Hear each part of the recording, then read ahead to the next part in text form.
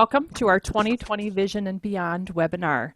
Before we get started, Sue Melvin, our team leader, will go over a few housekeeping items. Good morning, everybody. I'm going to share my screen, and if for some reason you can't see it, I'm sure you'll let somebody know in the chat. Yep, I'm monitoring. Okay, like Suzanne says, welcome. This was a combined effort of a lot of people, and we had to change on a dime real quickly to make it a webinar, and we have the perfect faculty for that, so you'll be hearing more about that. We are recording this webinar because we want other people to be able to take advantage of what you're learning today and next Saturday. So just wanted to let you know that, full disclosure. If you have questions for Jennifer Cook, for the presenter on the subject matter that's being taught, please put it in the Q&A. Okay, the Q&A function is for those questions, and Christine York is monitoring the Q&A, and we'll get back to you there or raise it in that class, or if it's more appropriate in another class that it has more to do with. The chat, feel free to use the chat. You all know how to use that from your own Zoom rehearsals. You can chat with other attendees privately or publicly. It would be helpful to us, though, if you put questions for the presenter on the subject matter in the Q&A. Little tip, some of you may have found out, if you think you're chatting to somebody privately, make real sure. Muting. All of you are muted. This is a webinar versus a Zoom meeting. And this is our first time doing this. The reason we did that is because of the number of participants and the distraction factor of having over 100 faces on the screen. We miss you all, but we can see you that your names there are participating. So this is a little different. Some of you have attended webinars of your own. And remember that you can adjust your view when Jen is on the screen and she's sharing her screen. You'll see her and the subject matter she's sharing. You can click and drag with this separator here to change the size of each view. If you want to see her beautiful face bigger, then drag that open. If you want to see what she's sharing, do it the opposite way. Okay? I advise the latter. Technical issues, please private message in the chat, Sue Melvin or Christine York. Okay, we will help you offline. And there is a survey when you sign out of this. When you click out of the webinar, a short survey will come up. We do appreciate you completing that. It is very short, we promise. It helps us learn, especially for next Saturday. And that's it. Okay, I'm going to take over and share my screen momentarily. One of the things that we have done as part of preparing for this is we have created a number of resources for choruses to use as part of developing their own plan, executing their own plans. So everything I've shared my screen. I am on the Region 16 website. In the Resources tab under Educational Resources, you will see a whole section here. The one that you may find useful to have handy today and next Saturday is this one here highlighted, Membership Growth Planning Tool. So that is a Word document that you can update for yourself, but you may want to see, you may want to make some notes on it. So if you don't already have that downloaded at the next break, you may want to download that for yourself so that you can make some notes on it. The rest of the resources are things that you would use when you are actually implementing a program. So you can look at them afterwards. They are free for you to use and customize for your own course. There's some things that you will need to customize in them, but we wanted to give people some very practical things that they didn't have to start with a blank piece of paper.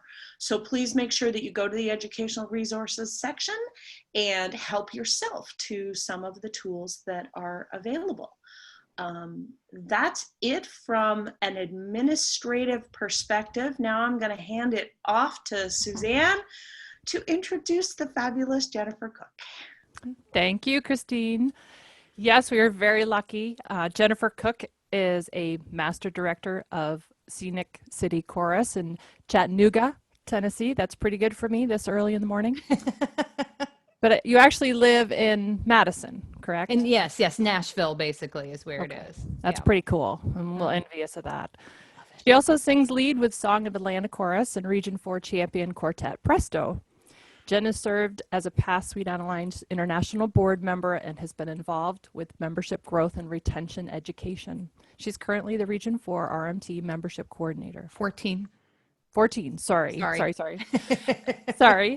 No, you're Recently, fine. Jennifer has become a leader in sharing her knowledge all over social media by teaching tags, which I've listened to and learned from, which is fun, providing technical support to create video singing collaborations along with her husband, apparently. He's working on a big one, and joining chorus Zoom calls to provide encouragement and education to members. So please welcome Jennifer Cook. Hey everyone, I am so very happy to be with you this morning. I already see in the chat so many faces, faces, people that I know, and some of you I have interacted with so much on social media that I feel like I know you just by seeing your names in the chat. So I'm so glad that you have joined us today, and we're really going to be talking about membership in general, obviously. And I've taken a lot of the classes that I've used for general membership, and we're going to talk about those in a general sense, but also in conjunction with what's going on in the world today and how to connect with our members as we are basically kind of isolated from each other, at least physically. So we'll work within that context, of course. I also want you to know that I'm very, very much a collaborator when I teach in person. I love to have the back and forth with participants in the class. So please use the question box a lot. There will be times when I will ask you to type things into the chat, so just so I can get a sense of where you are and how we're connecting with this. So I'm going to go ahead and share my screen with you. And I always tell my chorus, it's the exciting part when you get to watch me stare at my computer screen. It's lots of fun. There we go. You should be able to see that all right. And there we go. I should be able to, okay, good. I can actually see the chat too while I'm doing this because I want to be able to do that. And I'll stop share if I need to. So basically, we're talking about the road ahead, membership in the time of COVID. But again, also, we're talking about just general membership things that we should know within our chapters and things that can make us stronger as a chorus, help us attract new members. So I'm going to start with what I like to call origin story. So if I have any comic book fans out there or anything like that, you will know that your origin story is how you came to be in any kind of certain context. And I love using origin story in the context of Sweet Adelines because it's a whole superhero thing, and we are definitely superheroes in what we do. So I want you to take a second and think about your origin story, basically how you came to join Sweet Adelines, how you came to connect with barbershop music, who brought you in, how did you come to join us, okay? And so when you think about that, how did you find Sweet Adelines? What attracted you to the organization? And the important thing, why do you stay? Why do you stay in Sweet Adelines? So if you will take just a minute or two to think about that. And what I'd like you to do, using the chat box, just write a sentence or two. Don't get crazy with it. Write a sentence or two that describes your origin story and keep it as brief as possible. I just want an idea of how you came to Sweet Adelines and why you stay. So I'm going to give you just a few minutes to think about that. And as soon as you have it, go ahead and put it in the chat box. While you're thinking, I will share one of my favorite origin stories. My friend, who is now my friend, Robin, She said, when I came to Sweet Adelines, I didn't know that it was at the female only, and I was looking to meet someone, and she was like, "Yeah, that didn't work out, but I love barbershop, and I'm glad I'm singing now." So, yep, wanting to get out, do something just for you. Very good. The friendships, we hear that so often. The friendships are why we stay. Very good. Saw an ad on a telephone pole. That's interesting. Wonderful. Saw an ad. Great. Local newspaper. Fabulous. Looking for joy and found it in advertising. Wonderful. Great. Word of mouth. Oh, you actually heard someone singing. Wonderful. Newspaper ad. I love these. A friend invited me. Good. Invited by my best friend. Saw a flyer. Wonderful. Ah, family member. That's fabulous. Y'all, this is wonderful. And I hope you are looking at all these great things that brought us. This is fabulous, y'all. Wonderful. Okay, so as we think about this, and please keep typing in. I love these messages. I love seeing how you came to Sweet Adelines and how you joined. It's so important that we think about this as we think about bringing new members into our organization, because our own stories inform ways that we can actually make that happen.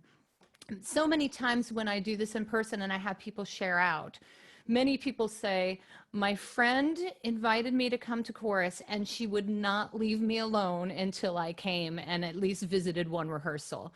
We are so very much a grassroots organization in that manner, in that our members are some of our best ambassadors when it comes to bringing people to a chapter rehearsal or a chorus. And I love that I'm seeing so many people saying that they saw ads, because we're going to talk about marketing today, and that's so important to get our chorus name out there. That's wonderful. And seeing, oh, these are great.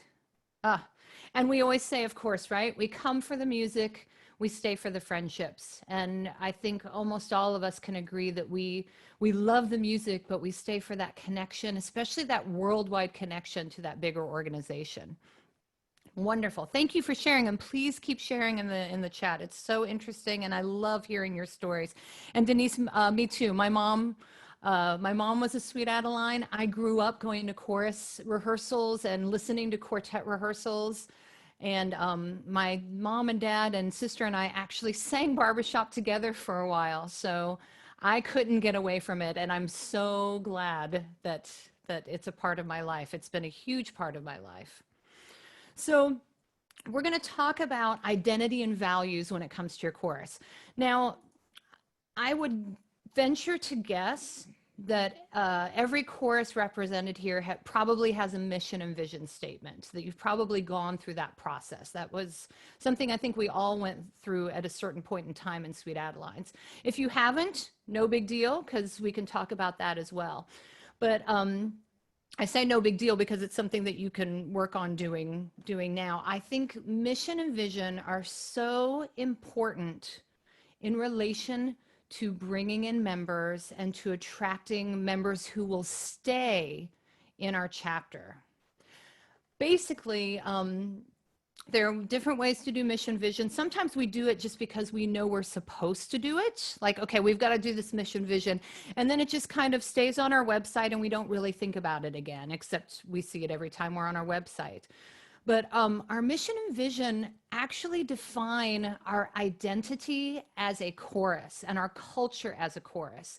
And as we talk further, we're going to see this is so important when we're looking at new members who are coming in, because if you don't know who you are as a chorus, your people coming in who are potential new members won't know how to connect and click with the chorus culture, and you won't get members who will stay because they don't have a good sense of identity that connects with the chorus identity. We'll talk about that. But let's talk about the mission and vision real briefly. Even if you've gone through the process, let's kind of look at it a little bit and see how it connects with what we do membership-wise. So the mission statement is basically why you exist. Why, it's very existential. Why are you? So it's a statement describing the reason an organization or a program exists. So you're a chapter of Sweet Adelines, you're a chorus. Why are you there, and why do you do what you do, basically? And then the vision statement I always love doing with my chorus, because that is describing where you want to be, what kind of changes do you want to make, what kind of work do you want to do as a singing entity. Because even if we're just together and say, hey, we just want to sing, we still affect change as an entity, and we'll talk about that. So all of these need to be very clear and simple. I say, knowing that my choruses are still a little complicated. We need to avoid elaborate language and buzzwords. In other words, you're not going to say, we are a chorus who wants to ring chords constantly, because not everyone out there in non-Sweet Adeline world, and they are out there, know what it means to ring a chord. It needs to be easily explainable by and to others, and be recognizably yours. So let's look at the mission real quickly. And again, I talk fast. I'm going fast through this because I have a lot of stuff to cover. Don't hesitate to ask questions. So writing a mission statement, and I will be actually sharing links to my presentations with your region. So I will go through this quickly, but you will have this to look back on if you need to. So this is just a basic idea of how to write a mission statement. You're starting with a story, and this actually is very important when it comes to membership. Imagine a real person making the decision to join your chapter. Why does she want to join? What drew her to your chorus? What will keep her coming back? And that's talking about your target member. And again, it's very important, because let's say that you are a chorus who is very competitive. You really work toward raising your level every year. You concentrate on competition. It's a big part of your culture, which is awesome. And then you have a member who comes through the doors, or a potential member who says, hey, I just want to have fun and sing. I don't want to really worry about passing songs. I just want to get up there and enjoy myself. That's likely not going to be your target member. Not that you don't have fun and sing, but there will be a definite disconnect in the expectations of the member and the expectations of the chorus. And that's a lot of times when we lose those members at the 1 year or the 3-year mark, because what they expected coming in is not what was actually, it was different than what the actual chorus culture is. So it's very, very important to think about your target member, not to narrow the field, but to really draw on those people who will stay with the chorus and stay with the chapter, because their expectations align with the chorus culture. I love the define how your potential member's life will be better because of chapter membership. There are so many success stories from your members, so many ways that we've made our members' lives better that can be shared in this way. Also considering what your chapter does for the community and connecting with that. That is very important, especially now. A lot more of people coming in are very community minded. So not only saying, okay, what is the chorus doing? We're singing and all that, but how are we connecting with others in the community? Are we helping others in any way? It's a very important value right now. Add what the chorus does for established members. And then when you, of course, always with a mission statement, because it can get wordy very quickly, edit and polish and put it down to its core, what you're really trying to say with that mission statement. Christine, I thought I saw a raised hand. Yeah, it's okay. It was a flick. It's back down. She was just kidding. Like, oh, nope, just, yeah. That was a test. That was a test to see if we were watching. We're quick here. We gotcha. All Yeah. right. So we're going to look at a couple of like mission statements and just things that choruses are sharing on the website and all of that. So you look at the Rich Tone Chorus. Is a dynamic women's chorus with over 100 hardworking, fun-loving women. So right away, they've established that we work hard. So we have fun, but this chorus is also going to be someplace where you're going to need to work on your music and really think about what you're doing. Our mission is to entertain, educate, and enrich lives through musical excellence. There that is again. while advancing the unique American art form of barbershop harmony. So right away, you know what you're going to be singing, that you're going to be working hard, but you're also going to be having fun right there in the beginning. And then it talks more, you know, about how it's a musical escape. Again, it's talking about what it does for its members. Musical escape from the stress and problems of everyday life. It can be a place to socialize, meet interesting people. So it's also bringing in, this is what we do for our members. These are the benefits of being a part of the chorus. And these are also our expectations. Again, very important. Now, obviously, this is longer than one mission statement because, you know, it's a couple of paragraphs, but it definitely gives an idea when someone comes to the website, this is who we are and this is what we expect from our incoming members.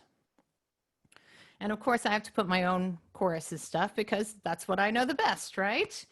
So our mission statement, the Scenic City Chorus is a women's a cappella group dedicated to continually striving for musical excellence. The director really pushed for the musical excellence thing right here, thank you. And personal growth within a fun, caring musical family, which regularly contributes to the community through performance, education, and service. So again, we expect musical excellence. We're going to help you achieve personal growth, and then we contribute to the community in this way. And we'll look at the vision statement a little bit later. And then I also looked at Heart of Columbia Chorus, which is a chorus in Region 14, one of my 2 regions. And it just tells exactly, we're a 4-part harmony, a cappella show chorus, chapter of Sweet Adelines, and these are the things that we are committed to. So the message there is that if you come and join us, you will need to be committed to these things as well. And also these are the things we can do for you, promoting self-esteem, building relationships. I really dwell on mission and vision a lot because I think the more we use it in conjunction with our membership drives and focusing on who we're bringing in, the more we keep the mission and vision in front of our existing members and our potential members, the more that can help drive our decisions and also, again, give us a great sense of identity, that this is who we are as a chorus. And it helps guide all of our decisions. When we are confused about what we need to do next, we can go back to the mission statement and say, how does this fit into our mission? It's very important, and some of you undoubtedly are using your mission and vision this way. Some of you may have made a mission and vision and maybe not revisited it lately or even know what it is, and some of you may not have one yet at all. It's okay to be in any of those 3 stages, but I highly recommend that if you haven't, you start looking at this more closely and allowing it to really guide what you do as far as bringing in new potential members.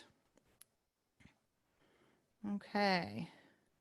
So vision is wonderful too because it should align to your mission, all the things that you do. But now that you know who you are and what you do, where do you see yourself in 5 years or 10 years?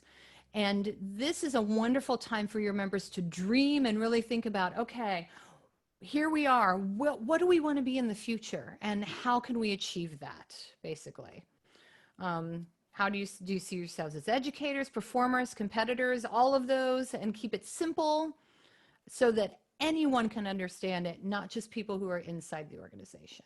And I'm going back to my own course, of course. Our vision is we aspire to be well-recognized and respected entity in Chattanooga. So we want to connect more with our other arts organizations in the city. And the chorus members enthusiastically educate and entertain others as they strive for musical excellence. Musical excellence.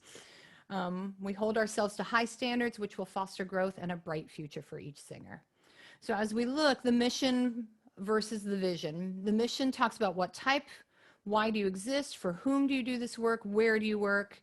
And the vision talks about what needs to be changed. So what kind of things do you want to change to achieve your vision? Why do you need to make those changes? What are the strengths and assets? What is your dream end state? And then I love this last one. What would success look like? So things to think about and to really establish, not only with leadership, but every single member in your chapter should know the mission and vision and feel that they are a part of making those things happen. because that's when you have a really strong chorus identity that will really attract new members. So for existing members, and we talk about this in conjunction with COVID right now, because really, truly, and we know this, we are working hard to have Zoom virtual rehearsals. We are working hard to connect, but course members are still feeling isolated and disconnected just because you can't be in the same room with your fellow singers right now. And as hard as we're working, that feeling can still be prevalent in our members right now. So they may feel overwhelmed in trying to stay involved in chorus activities because of these feelings of isolation. And they may not know how to engage during COVID and seclusion. It's more difficult to really feel engaged that way. So the mission and vision can actually help. My wonderful team building team leader, Vicki, did this great thing where she took our mission statement and she broke it down into little chunks. One little phrase here, one little phrase here. And she said, look, to my members, you don't have to do all of these things. Pick one part of the mission statement, one little part that you can accomplish during this time. It may be musical excellence, where you're working harder on your music right now because you have more time at home to do that. It may be the musical family. You may be connecting with people by calling them or doing some other Zoom social things or trying to find other ways to connect. And just knowing that if you can take one little part of that mission statement and find a way to connect and contribute that way, that is peachy keen right now.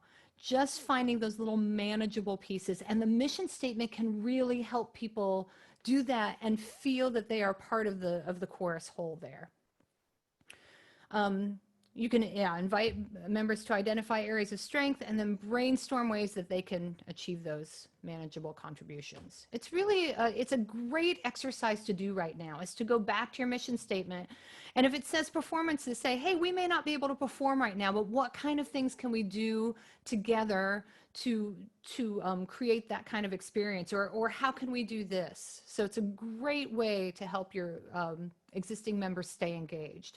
And then again, for potential members, in order to attract them, members who stay, you have to have a good sense of identity, whether they're visiting a Zoom rehearsal or coming in person in the future.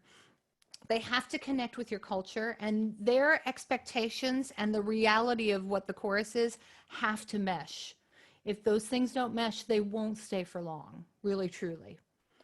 And so when you have potential members coming in, whether you're having a virtual membership drive, people are visiting rehearsal or whatever, share your mission and vision early with potential members and often, so they know exactly who you are as a chorus and how they may fit into that mission and vision. Connect it with the chorus expectations. For instance, my chorus has a very high level of song passing. It's difficult, but it works for us.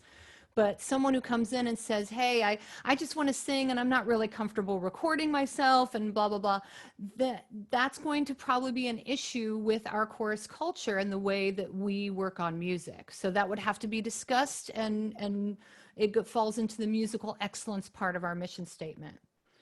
And discuss with potential members how they see themselves within the context of the mission vision, saying, hey, we do all these things. Maybe you're really passionate about education, or, you've done musical theater and you're really passionate about performing. What are some ways you can see yourself within our mission and vision? All right. Any questions so far? There's nothing in the Q&A. Just No a worries. reminder for people, if you do have questions, please put them in the Q&A so that I can make sure that we answer them. But so far, they're right. following along nicely. I am talking fast and moving right along. So, but y'all don't hesitate. Seriously, I am pleased to answer anything. Oh, we got a there's quick one. question from See? Paula.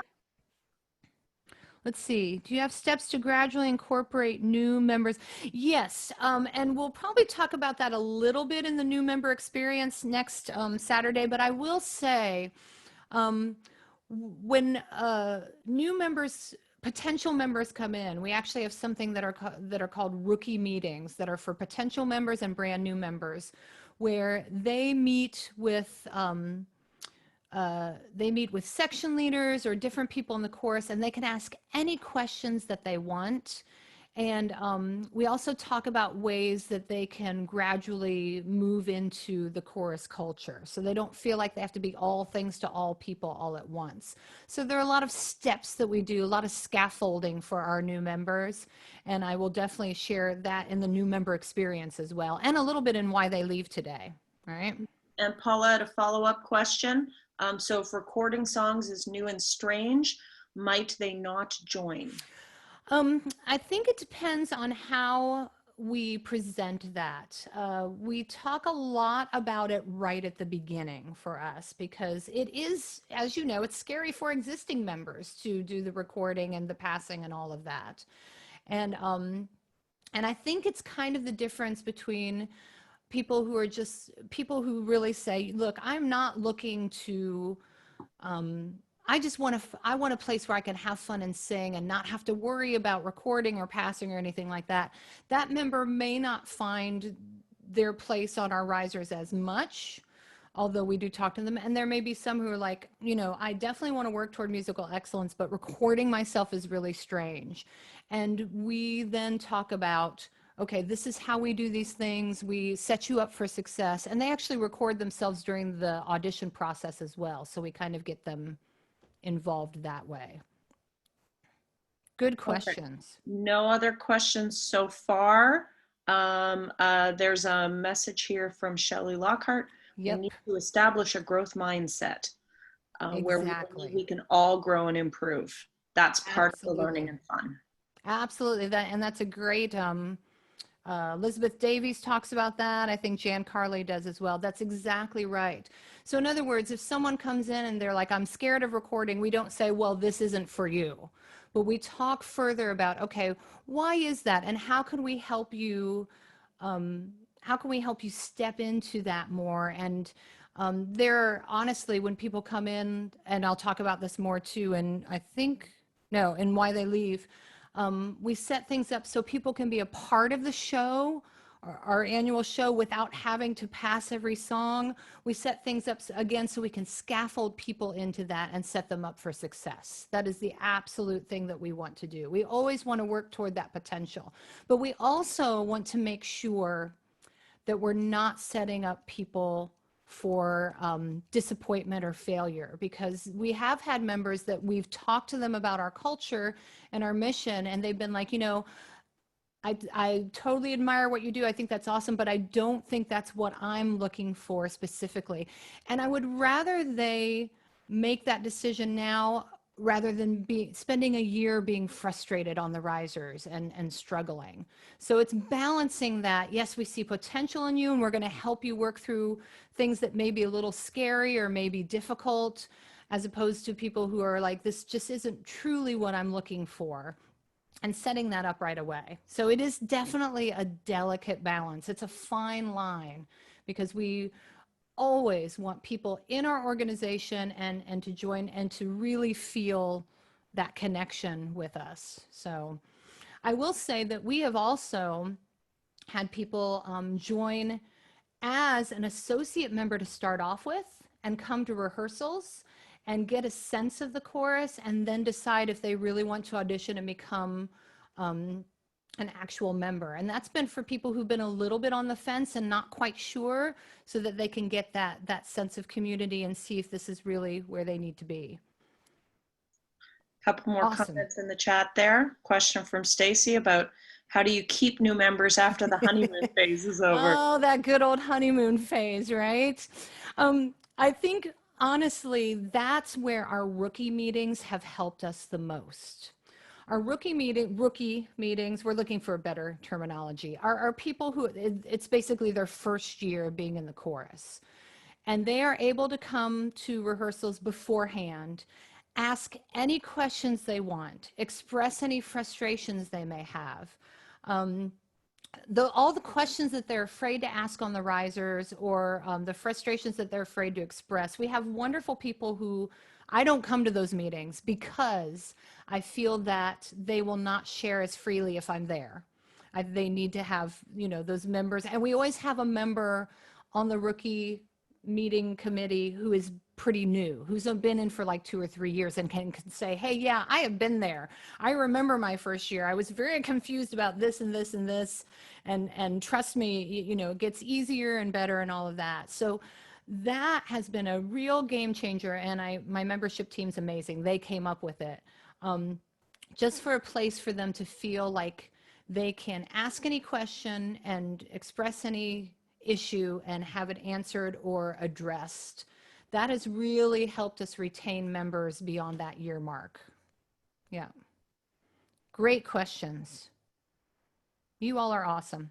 Okay, so, and then of course it is also very important for our members to realize that they are a part of an international organization.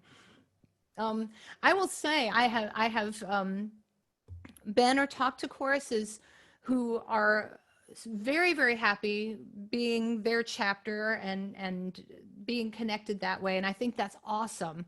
But sometimes they're not aware of what's going on with the organization as a whole. There's so many things that Sweet Adelines offers us as an organization. And a lot of times that's very appealing when members come in to say, hey, we're not just a chorus, although we are an awesome chorus. We are a part of this huge international organization that has education, has international competitions, and you can watch those online. You can connect to almost anyone in the world. Like you can go somewhere in a different state or a different country, and you're going to probably find someone who knows the same songs that you do, a chorus you can visit, some way you can connect. And we all know that Sweet Adelines are the most hospitable people in the world. They are always willing to have you come visit a rehearsal. They will help you out when you need help. There's that connection. And I will tell you, that was a big appeal for me when I joined Sweet Adelines, is that I have met people from all over the world that I would have never met if I hadn't been in this organization. I have friends in Sweden and in Japan, and it's absolutely amazing to have those connections. And I think that's very appealing, especially now with social media, how we can connect, you know, across the computer screen, to realize that you can have those in real life connections through Sweet Adelines. Okay,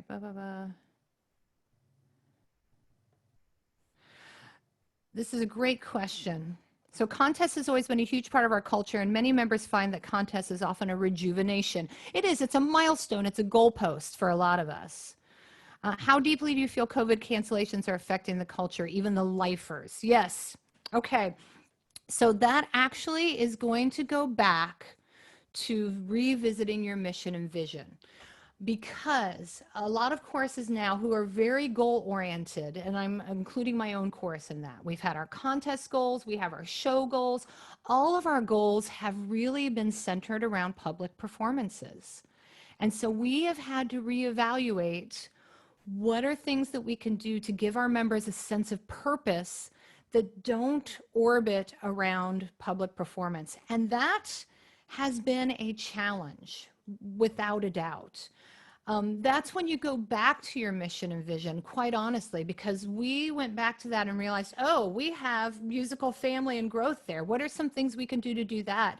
Education is a huge thing for our chorus. So we've been bringing in guest coaches every other week, coaches that I would never be able to afford to fly in to the chorus. And we've been very vocal about those advantages. Me saying, hey, y'all, do you realize that one of the silver linings right now is that we can have coaches every other week that we would never be able to get otherwise?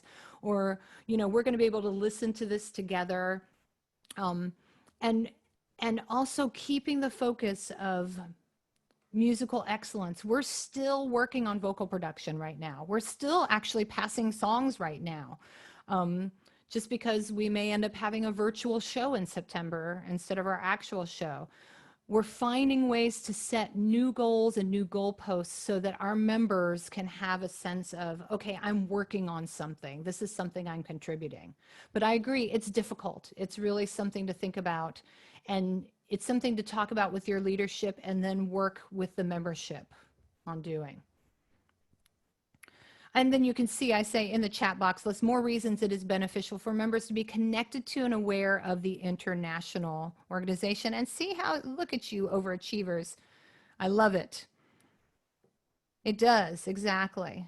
It is, and it is. It's such a support. I always tell when I used to coach young women harmony quartets for the first time, I always tell them, your Sweet Adeline's audience is going to be the best audience for which you've ever performed. They love you and they're going to support you. And when new members come in, they're always like, so you coach this chorus but they compete against us? And I'm like, that's just how we are. We value education and raising each other up a lot. So it's definitely worthwhile to be a part of that. And if you all want to add any more to that conversation about why you think it's beneficial to be connected to and aware of the international organization, please add that in the chat box. I love reading that stuff. Jen, I just want to put in one thing for everyone adding things to the chat.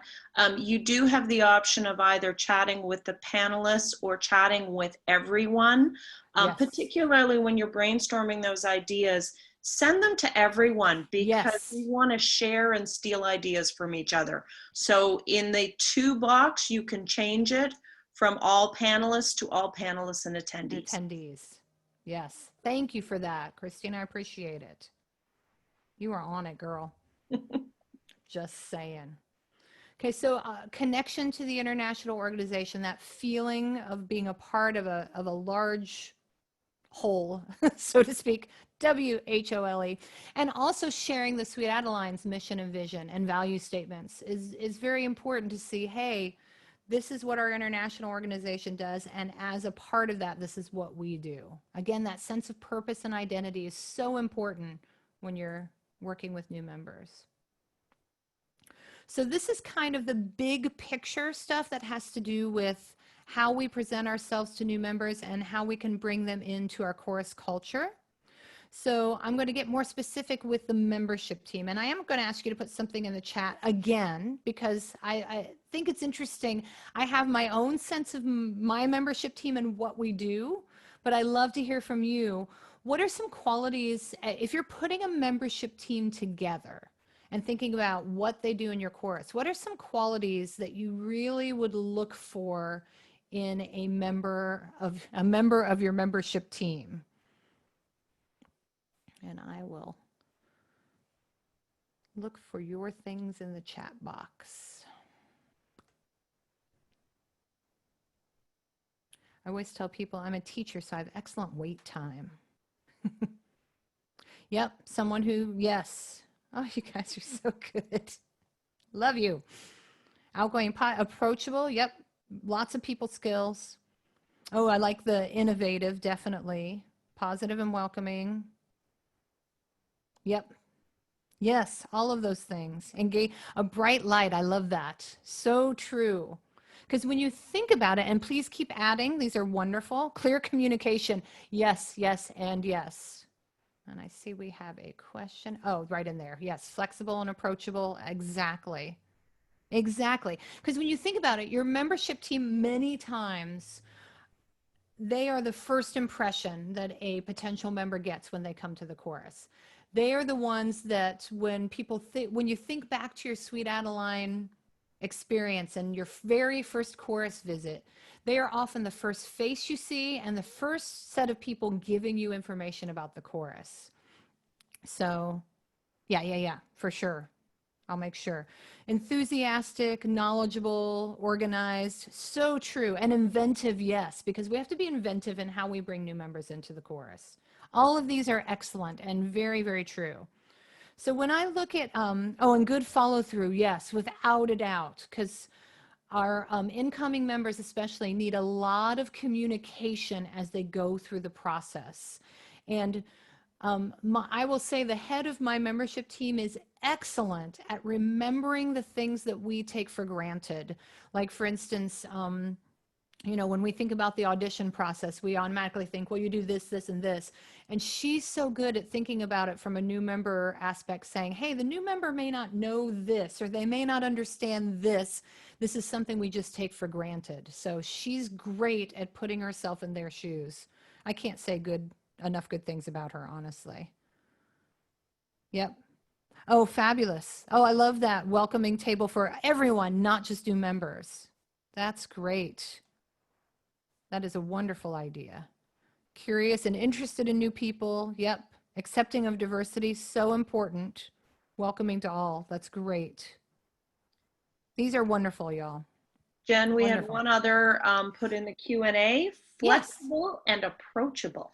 Yes. And flexible, especially, I agree with, without a doubt, because you never know what's going to be thrown at you as a membership coordinator, and you just got to run with it for sure. So, yes, I agree with the flexibility for sure.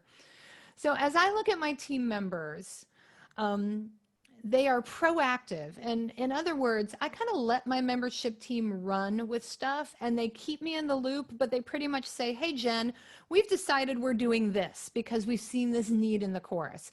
They don't have to ask me for permission.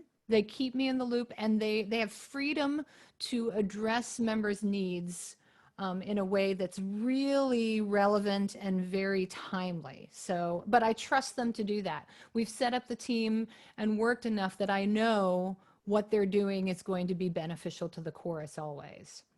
Knowledgeable about all aspects of the chorus. Everything, including what types of membership we have, what the audition process looks like, how to make sure they have good riser buddies on the risers, all these things. They have to know everything pretty much and be able to look it up if they can't, right? And of course, as we said before, good communicators both online and in person. And I love that the head of my membership team, she always includes me in the emails. She's always very good about saying, hey, I'm following up with you. If you don't want to hear from us again, that's fine. Just let me know. But otherwise, I'm keeping you in the loop. And I'm going to walk you through the process of potentially becoming a new member in our chorus. So she's very good about not, for lack of a better word, harassing someone to the point where they're like, oh my gosh, who are these crazy people? But also making sure she's staying connected and saying, hey, we want to know, you know, you're wanted. We are excited you're with us, and really communicating that well. A variety. So this is what I love on my membership team. I think it's really important to have a variety of membership experience. We always try to have a relatively new member on our membership team because they're the ones that can say, hey, I was you a year ago. I completely understand, you know, this can be a little overwhelming, and I will say freely, my chorus is overwhelmingly friendly. Which is wonderful, but for people who are maybe a little less of an extrovert, it can be a little, you know, scary at times. Can I say that they're scarily friendly? I think I can. So having someone that says, hey, I found the chorus a year ago through Meetup, or I came this way, really helps that connection of that person saying, oh, this is someone who's really close to where I am in the process. And then, of course, having a more experienced member on the team is wonderful because, you know, a lot of times they can answer questions that a newer member may not be able to answer yet. So having a variety of experiences on that membership team is really important, I think. I'm going to check the Q&A here. Is it necessary for every decision to be made by consensus, either by the board or by the chorus? Is it bad for the director, assistant director, team leader, in some cases section leaders, to make decisions? So I think the way I'm understanding this question maybe is talking about how I kind of let my membership team run with stuff. I will say I attended a class by Trace Antonini, who is amazing, talking about, I'm going to forget the terminology, different levels of accountability for leadership and committees. So there are some levels where I may have a committee and I'm like, I want to be in on every decision. Please don't make a decision without me. We need to talk through this stuff. And then I have other teams that I'm like, you know what? Run with your stuff, keep me involved in everything, and I will let you know if we need to tweak anything. So I think you're going to have those different levels happening in a chorus all the time, and it depends on how long the team has been in existence, what kind of a history they have with the leadership. For me, I'm very much, which I never used to be, about delegating because I am a long distance director and I need to. So I think there's a place for that in every course, but it depends on the culture and it depends on how much help is needed with that. Yes, exactly, Martha. Martha, it does. It depends on course culture and your team, how you delegate. So I don't know that there's any one right answer to that, but there are definitely ways to explore different levels of how that works. Yeah. And my team, 3 or 4 people, I like to have at least one greeter. And my membership team actually employs several greeters. They train them and they rotate them through, which I love. A communicator, so I usually prefer one communicator so they can keep track of everything. Or they may have, especially online, because if you're getting emails from a bunch of different people on the team, it can be very overwhelming. So we have one person who sends emails and she CCs everyone in on those. A rookie connection, again, that newer member who can help people who are either just coming in or very new members, and an organizer, someone who just makes sure, hey, have we made sure we communicated with these people? Do we have the table set up the way we need it?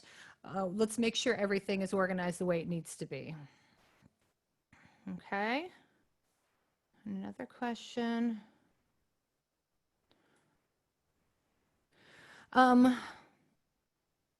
Yeah, I think that's the thing, Sue, is that Sue is saying, what about permissions to proceed with ideas from directors versus team leaders and board? The way I have it set up with my chorus is that we have you may have this too, a very clear hierarchy of almost all the membership team stuff falls under me. And we know that. And so they run, and if there's anything that costs money or has to do more with the administration side, we bring the board in. And my president and I talk often, so we always stay connected that way. And then there are other teams and committees that are appointed by the board, and the board determines their level of connection and how much they can run with things as well. There are administration responsibilities, with Sweet Adelines, like reporting membership numbers and all that. The membership team does that as well. So they actually submit a membership report to the board and to Sweet Adelines. In fact, let me get to that. Hold on just a second. I'll go into the responsibilities and we'll talk about that. Yes. Yeah, in the COVID environment, Nancy, it's definitely different. My membership team has had to be really creative because we actually have quite a few guests at our rehearsals every week. So we have to be creative in how we share music, so we're not violating any kind of copyright or anything like that. They have to be more creative in saying, hey, this is how we're doing rehearsal right now. We're gonna help you out with these kind of things. And also, we're getting, my course is getting ready to launch a virtual membership drive, which we've never done before. And when I have that outline done, I'll be glad to share that with your region as well, if any of you would like to look at that. But it's going to change our whole audition process. We are revamping not only our audition process, but how people can be members of our chorus. So in COVID environment, you have to really think outside the box, be willing to try new things. For instance, we're looking at, there may be some people who just want to join us virtually during this time. So how do we handle that kind of membership? And will they want to join us in real life after that part is done? And if they don't, how do we handle that? So we're looking at a lot of different things and being more creative with it. And yes, Shelley, so our membership team does do the admin stuff as well, as far as the membership report to our board and also to Sweet Adelines. A lot of what they do is very hands-on though. They guide guests through their first rehearsal. They work with me for voice placement. So we voice place almost immediately and I do all the voice placing. I want to meet the new members right away. They communicate we have an education time during each chorus rehearsal, and we have that during our virtual rehearsals as well. And that's when the membership team meets with guests and say, hey, here's what we're about. We talk about costs really early on, so they're very aware of the financial part of it. And so we haven't done that in virtual rehearsals yet, but Vicki, my friend, just asked me, said, hey, can you set up a breakout room so that when we're doing education during chorus time, we can have that breakout room to meet with new guests and talk to them about what chorus is looking like right now. And I said, that's a fabulous idea. Yes, we can do that. So there are ways to simulate those things during virtual rehearsals that are super helpful. They guide the guests through all the processes. They communicate with the board and the music team as far as where they are on the audition. And we also work together, like for the virtual membership drive. I sent all the stuff to the membership team and they said, hey, terminology is an issue because our people get confused about how we talk about our auditions and stuff. So let's talk about that. They give great feedback right from our members. And then communicate possible membership issues with appropriate leaders within the course. So sometimes they will say, hey, you know, so-and-so hasn't showed up for a while and we're kind of worried about them and can we talk about connecting with them and stuff. So they're also a big part of let's connect with our members more. I'm looking at our questions too, which are great questions. Jen, just a 5-minute warning before our first thank you. pause. So everyone will get an opportunity to stretch their legs and refill their coffee in 5 minutes or so. And there's a number of questions that are showing up about kind of how we're handling the COVID issues. That's actually the entire next class too. So it is, yes. Trust us that everything in the first hour is not intended to be the entire content. but I love it. I love that y'all are thinking about it. Yes, thank you. And so, yes, that will be, yes. So I will talk about more of that with the dues and everything. I'm sorry, I'm reading while I'm making sure I get through all this. This one's quick, so it's okay. This is just tying everything together. And I'm looking at your questions. I'll try to get to those either now or I'll make sure I get to them in the next class. So here is all of it in a nutshell. The mission and vision create your image, create your identity and culture, which attracts members who connect with that identity and culture. And it also sets expectations up front for incoming members. Connection to the larger organization promotes a greater sense of community and added benefits from membership. We always want to tell our members, you're getting so much for your dues. You're getting all of this stuff plus the international connection. A strong membership team generates a purposeful guest experience and sets the tone for potential members. And then all of these working together increase the likelihood of attracting potential members who are likely to become lifelong singers. All of this working together helps us bring in people who are likely to stay with the chorus for a long period of time.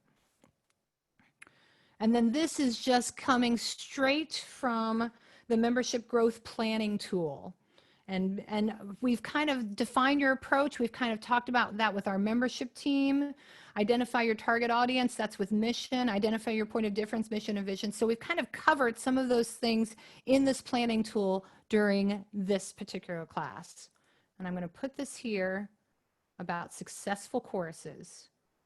You can look that over while I look over. Yep, all of these things are very good. And we will definitely talk about the dues issue. Wonderful, wonderful, wonderful. You guys are so insightful and I love the questions. So just being aware, a successful chorus has a well-defined mission and vision with goals and culture aligned, and you visit it often. Strong, well-informed membership team focused on recruitment and retention. Structured plan for new members. Flexible, we'll talk about that in the next class too. Flexible options to meet the needs of different members. We're going to talk about that. And I can't express strongly enough the role of the director who is dedicated to growing membership and connecting with everyone in the risers. Your director has to be committed to growing the membership or bringing in new members to your chorus. Having a global view of membership and connection to the large organization. And then we're going to talk about in the next class how important it is to have an exit plan for your members along with an entrance plan. And I'll explain more about that in the next class for sure. Oh, I can't believe I got all through that in time, Christine. I know there's one other question that I see Sure. hasn't necessarily been addressed yet. It's from Susan Easterbrook, and it's how do you inspire members to want to be part of the membership team, with a comment in brackets, not having the same people who are on all teams. I know that's so hard, isn't it, Susan? Because we have, 10% of the people who do 90% of the work. We always talk about that, right? I think honestly, and I think this is true with any committee or team on your chorus. If you have one team and you're like, these are the things that the team needs to do and who's willing to do this, it can be a little daunting. But if you have specific smaller chunks of that team, like for instance, my membership team may say, hey, we need a new member, a relatively new member on this team, and your only job will be to connect with our newer members and just kind of be a resource for them. That's a lot more manageable than saying, we need you on the membership team and this is everything the membership team does.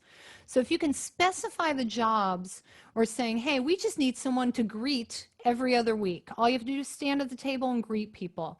Making those jobs smaller and more manageable within the larger team actually helps some members say, oh, I can do that. I can't do all of the things on the membership team, but I can do this specific job.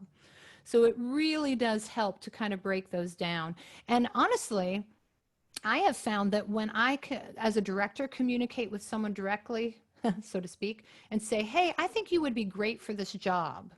They're like, oh, I never thought of that, but you think I would be good? Oh, well, maybe I'll try it. Just kind of bringing in that confidence and connecting with people directly and saying, I think you'd be great for this, may put it in their head where they may have not have even thought of it before. I hope that answers your question. I went really fast. How are we, Christine? Do we need to go ahead and... I think we're ready for our first pause. Woo-woo! Most importantly, probably for you, because you've been talking. I've been talking a lot, y'all. Exactly. You get a couple of minutes. I'm going to start my video here. That's right. I forgot I turned it off. There you are. There I am. So we are going to take now 8 minutes because we ran over just a tiny little bit. Sorry about that. Wrapping up this couple of questions. I think, given the short commute that everyone has to the kitchen and the like, that should be good. We will start at 10 after 10. Our next class is, I'm reading the agenda here, COVID-19 retentions and concerns and how to learn why they leave. So a bunch of the questions that people have been asking, you were anticipating the next piece on the agenda. See, we're so smart. Awesome. Okay. Break. I'm actually probably going to hang out. Just saying. Actually, no, I'll break a little bit. Yeah. You can do whatever you want in the next 8 minutes. All right. I'm going to break for a second. I will be back. Ah, yes, Donna, you're right. No bathroom lineups today. Be back in a few.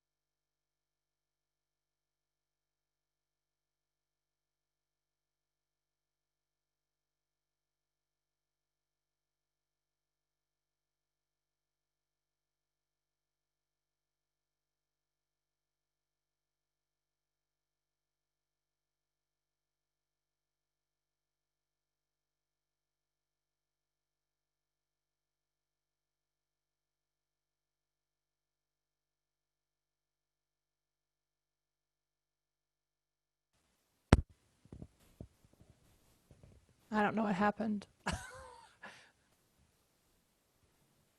You were there. You were like there twice. So I just froze all of a sudden right after Oh, right at the break. I couldn't get the program to respond. So of course Well, not. that was the perfect time for it to. I know. I know, right? If it had to happen. How do I get back in?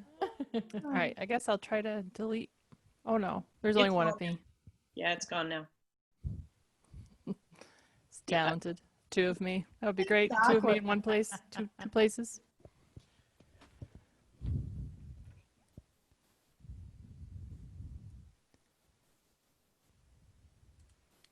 Lots of questions Yes, Yeah. which is great. I love that.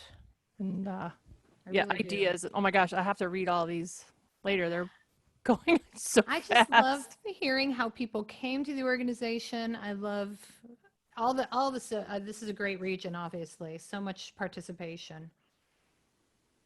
Jen, your video's still off. FYI. Yes. Okay, just checking. But thank you. And Paula's saying hi to you, Suzanne. Aw. Hello, Paula. Paula and I were supposed to be in Scandinavia right now. Oh No gosh. way. Hi, Paula Allen. If you can see me. We were going to be roommates on a fabulous trip to Scandinavia. Wow. Okay, I was just Oh my double gosh, that checking sounds- my You presentation. have to rebook. Yes. Oh, and Paula is now waving to you. Paula is very involved in, She is. We love Paula. of course. I love that. All right, I'm going to put my camera back on. Okay, we got about 1 more minute before we'll go back. Fluff my hair. And there we go. Everyone else fluff your hair even though I can't see you. Yes, they don't need lipstick today. Yeah, see?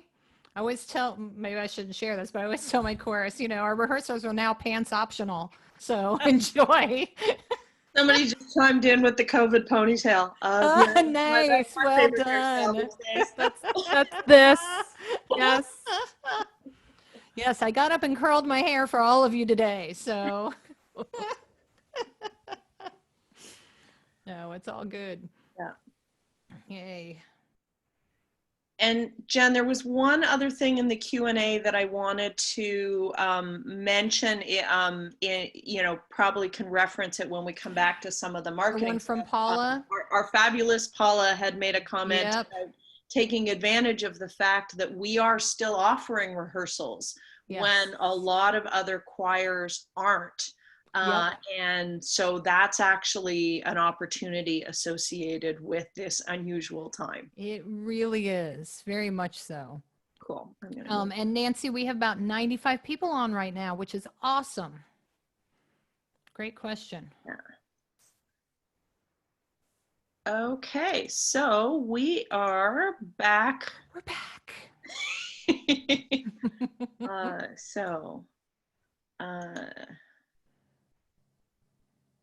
I'm going to hide myself. Aw. Sad face. And Christine, you want me to just go ahead and jump in? Yeah, you can go right ahead and All jump right. in. Fabulous. Okay. So again, great to see you all. And I want to thank you. Thank you for your participation in the chat. Thank you for your wonderful questions in the Q&A section. It's very appreciated, and we will continue to answer or to make note if it's going to be answered in a future class. So I appreciate that. So we are going to talk right now, and I'm going to share my screen with you again, of course. There it is. Is that it? Yeah. Here we go. So this is a class I've taught quite a bit called Why They Leave and What to Do About It. Again, this is a class that I've taught before we've had any of the issues with COVID or, not being able to meet in person. But we're going to look at each issue because all of these are relevant to where we are now and where we will be in the future. So we're going to look at these in the context of COVID and not being able to connect in person, and also what you might look at in the future when we are able to get together again. Okay? So we're going to talk about just, oh, yes, Christine, did you Oh. say something? Oh, No, you're okay. okay, cool. Awesome. So I'm going to look at kind of 5 reasons in general why people might decide to leave the chorus. We're going to look at that right now. Do we have a question already? Oh, yes, Sue, let me do that. Hold on. Let's see if this helps.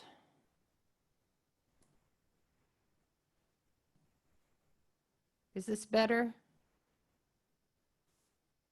Can we see the writing better now? Yes. Okay, my apologies. Thank you for letting me know, Sue. And Jen, by the way, there are multiple Sues logged in, so most of those are not actually Sue Melvin. There's 7 Sue Melvins. That is very good to know. Who knows what Sue Melvin, who I'm speaking to. Exactly. Awesome. Thank you, whatever Sue asked me that question. I appreciate it. Okay. So reasons new members leave, and many of these we know already for sure. Expense, of course, is a big one because, you know, as we know, there are a lot more to expenses than just dues. Time in general, as we always laughingly say, it's one night a week, right? And of course, it becomes something that can be time consuming for our members. Also pace, and we'll talk about the difference between that, especially when new members are coming into a competitive chorus, how to pace them well so that they don't burn out, which is another reason people leave. And this is one I just added recently, culture clash. When a member finds that they don't actually click with the chorus culture like they thought they were going to, or that there are personal issues within the chorus, which we know does happen, and we have to know how to deal with that as well. All right. And of course, again, we will talk about this also in the context of where we are now with COVID. If there's something that I don't cover that's a burning question about how to deal with these things during COVID right now, please put it in question and answer. And I'm going to leave it to you, Christine, to ask me the questions so that I don't block my shared screen when I look at that screen. Is that all right with you? Okay. Yeah, absolutely. And there's a note that you're not showing fully on the screen, so we'll work that in the background. Everyone can hear you and they can see your slideshow for now. That's the important thing. Yeah. Okay, working on that. Yeah. Sue, that's fine. The real Sue Melvin is working. The real Sue Melvin. Yeah, that's fine. I'd much rather you see the slideshow than see my face. So there you go. Okay, so let's talk about expense a little bit. And we already had a question from our previous class about dues during this time. And I'm going to share with you what my chorus does, but I'm also going to say that my chorus is not the benchmark for every other chorus. It's going to be one of those things where it depends on the chorus, honestly. So obviously expense dues, you're paying for costumes and makeup, travel, which ends up being an expense that a lot of our members don't expect, that you travel to regional events, you travel to competition, you have hotel stays, it can really build up. Now, of course, right now, that is something we don't have to worry about, but eventually that will be something to think about with our members. Education, making sure that coaches get paid for, going to educational events, participating in those, paying for music, which again comes out of dues, but still is a part of our expense. And then of course competition, which can be a huge expense, especially if you are a chorus who competes internationally on a regular basis. There are a lot of expenses with that. And again, some of these things we don't have to worry about this year. But especially if you bring in new members during this time, it will be a ruder awakening when we go back to traveling for them to really think about those expenses. So it's something that you need to discuss with those members who may come in now, and especially if they decide to continue with you beyond the virtual rehearsals. Here are some things. I like this little piggy bank. I think he's cute. just some things to consider, like for instance, costume expenses. We roll those into our dues so that the member doesn't have a huge costume expense all at once to pay for. They can pay for it in increments, and our financial person keeps track of that. And of course, we have our scholarships and our sponsors, people who are willing, are willing to help other course members out because they can, and the Angel Fund as well. In fact, we were very blessed recently. One of our members decided that she did not need her stimulus check, that she was doing fine. She donated that entire amount to our Angel Fund. So, you know, finding those ways to help other people during this time is really wonderful. I don't know if any of you use Scrip, but I highly recommend it. Scrip is a thing where you can buy gift cards for things you already, like I buy Starbucks gift cards all the time from our Scrip program, and you get a percentage of that money back. So if I buy, you know, 3 Starbucks cards using our Scrip program, the chorus gets a percentage of the money that I spend on that back to as a fundraiser. And what we've done with Scrip is that for our members, everything that they buy gift card wise, part of it goes to the chorus and part of it goes to them. So it's not just a fundraiser for the chorus, it's a way for them to actually be able to defray some of their costs when they some of their chorus costs, basically. It takes a financial person who's really willing to keep track of that stuff, and we have a good one, but it does take a little time and effort on their part to do that. Yeah, and there's a couple of. Oh, yes, ask away. So one person commented they use Flipgrid and Fundscript. So Fundscript is the Canadian version. Fabulous. So those are the 2 things that some choruses are using. Wonderful.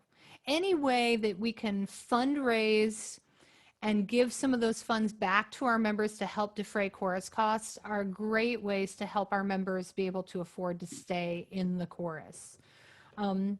We also have flexible performance requirements. So when a potential member comes into the chorus, we talk about travel right away, but I always tell them there are no mandatory performances in my chorus. If you decide you want to join us and you don't want to go to contest every year, that's fine. Just tell me so I know. And you don't have to have that expense on you. If you can't do regional or whatever, that is fine. Just right up front, let me know. And that allows them to not feel the obligation for those travel expenses, but to still be a part of the chorus. And quite frankly, a lot of them end up competing anyway and finding ways to work that out because they want to, but not because they have to. And that's the important thing. And then, of course, if you pay someone to put up your risers, consider having members do that and let them make that a paid thing. I paid for my dues the first 2 years of my time in Sweet Adelines. I paid for them by setting up risers. Ooh, and that's when we had those big heavy ones. Mercy sakes, y'all. I really earned my money there. And then, of course, the chorus fundraisers with shared profits. So if you go and do the stadium thing, or you're selling candy bars or whatever, make sure that a part of that money goes back to the members who are doing the work to raise those funds instead of all of it going straight to the chorus. Obviously, when it goes to the chorus, it benefits the members, but it also helps to have a percentage of that help with their dues and expenses. Now, dealing with the question now about reduced dues during the time of COVID. I'm going to tell you what my chorus does, and then I'm going to tell you what I know some other choruses have done.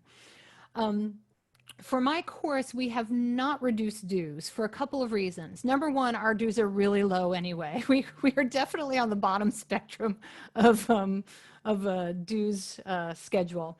But also, and not that anyone else is not doing this, but I have worked really, really hard to make sure that the online rehearsal times are still very worth my members' time and money.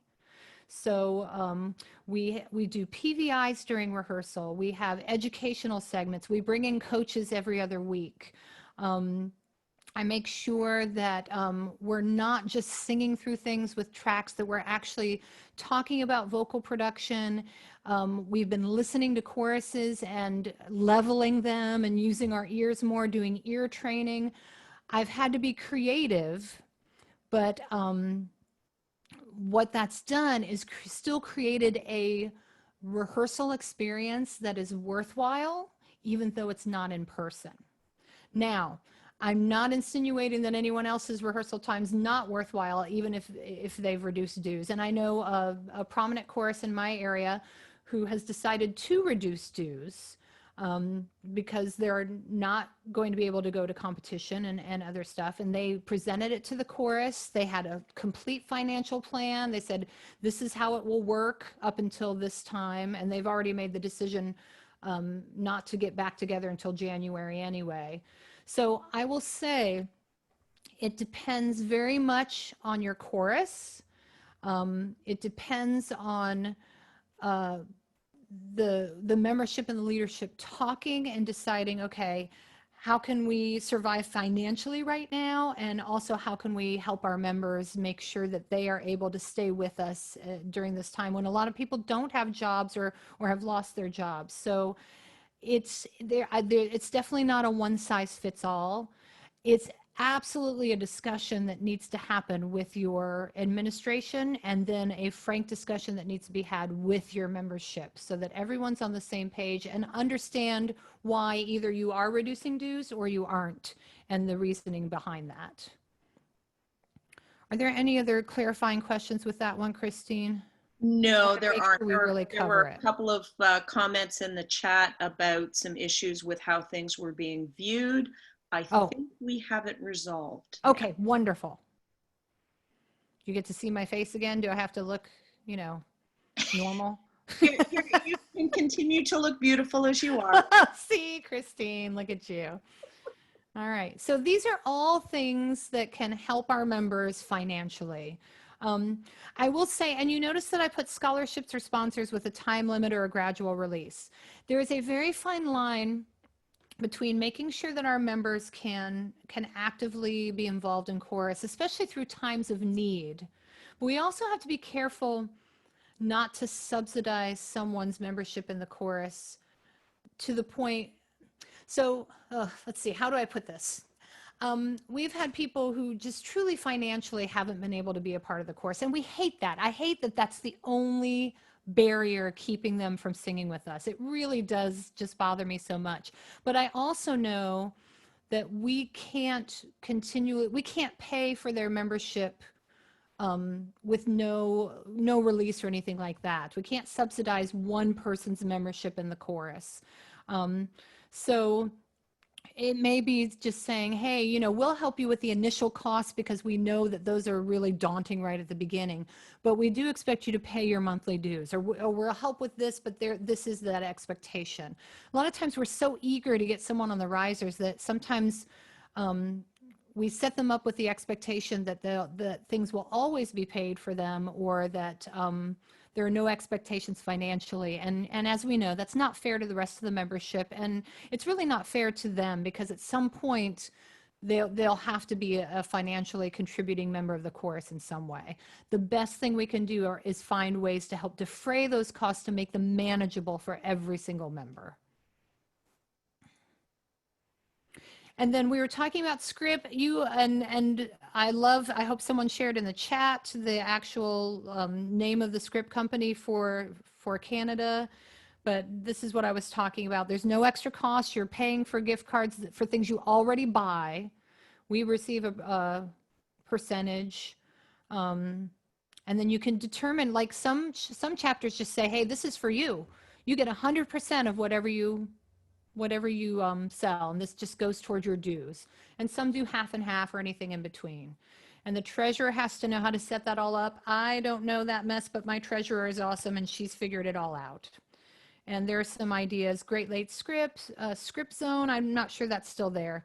Amazon Smile is great. You get money back from that. And right now, especially, everyone's buying online. So Amazon Smile is a great thing to use right now.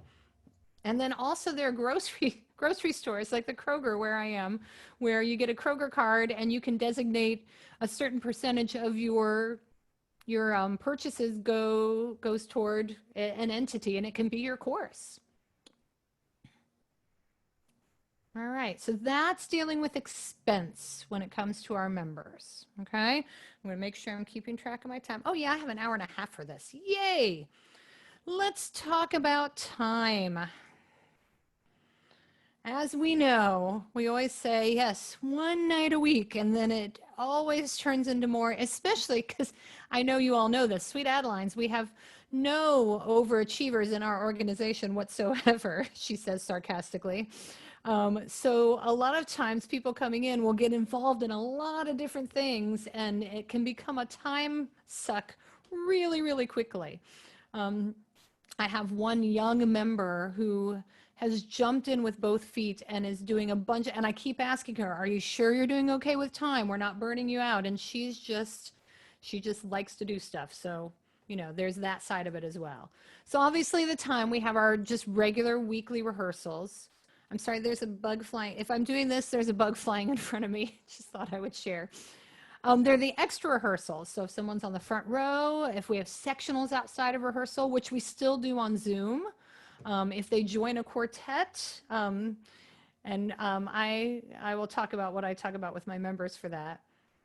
If they're decide to join a team or a committee, those administrative meetings, the time that takes to learn music, that I find tends to be the most surprising for many of our members. And we really have to help them pace out how they learn their music and passing music, because if you are a chorus that requires music passing, there's a big difference in learning your music and then learning it to the point where you can really pass it. It just takes a little extra time.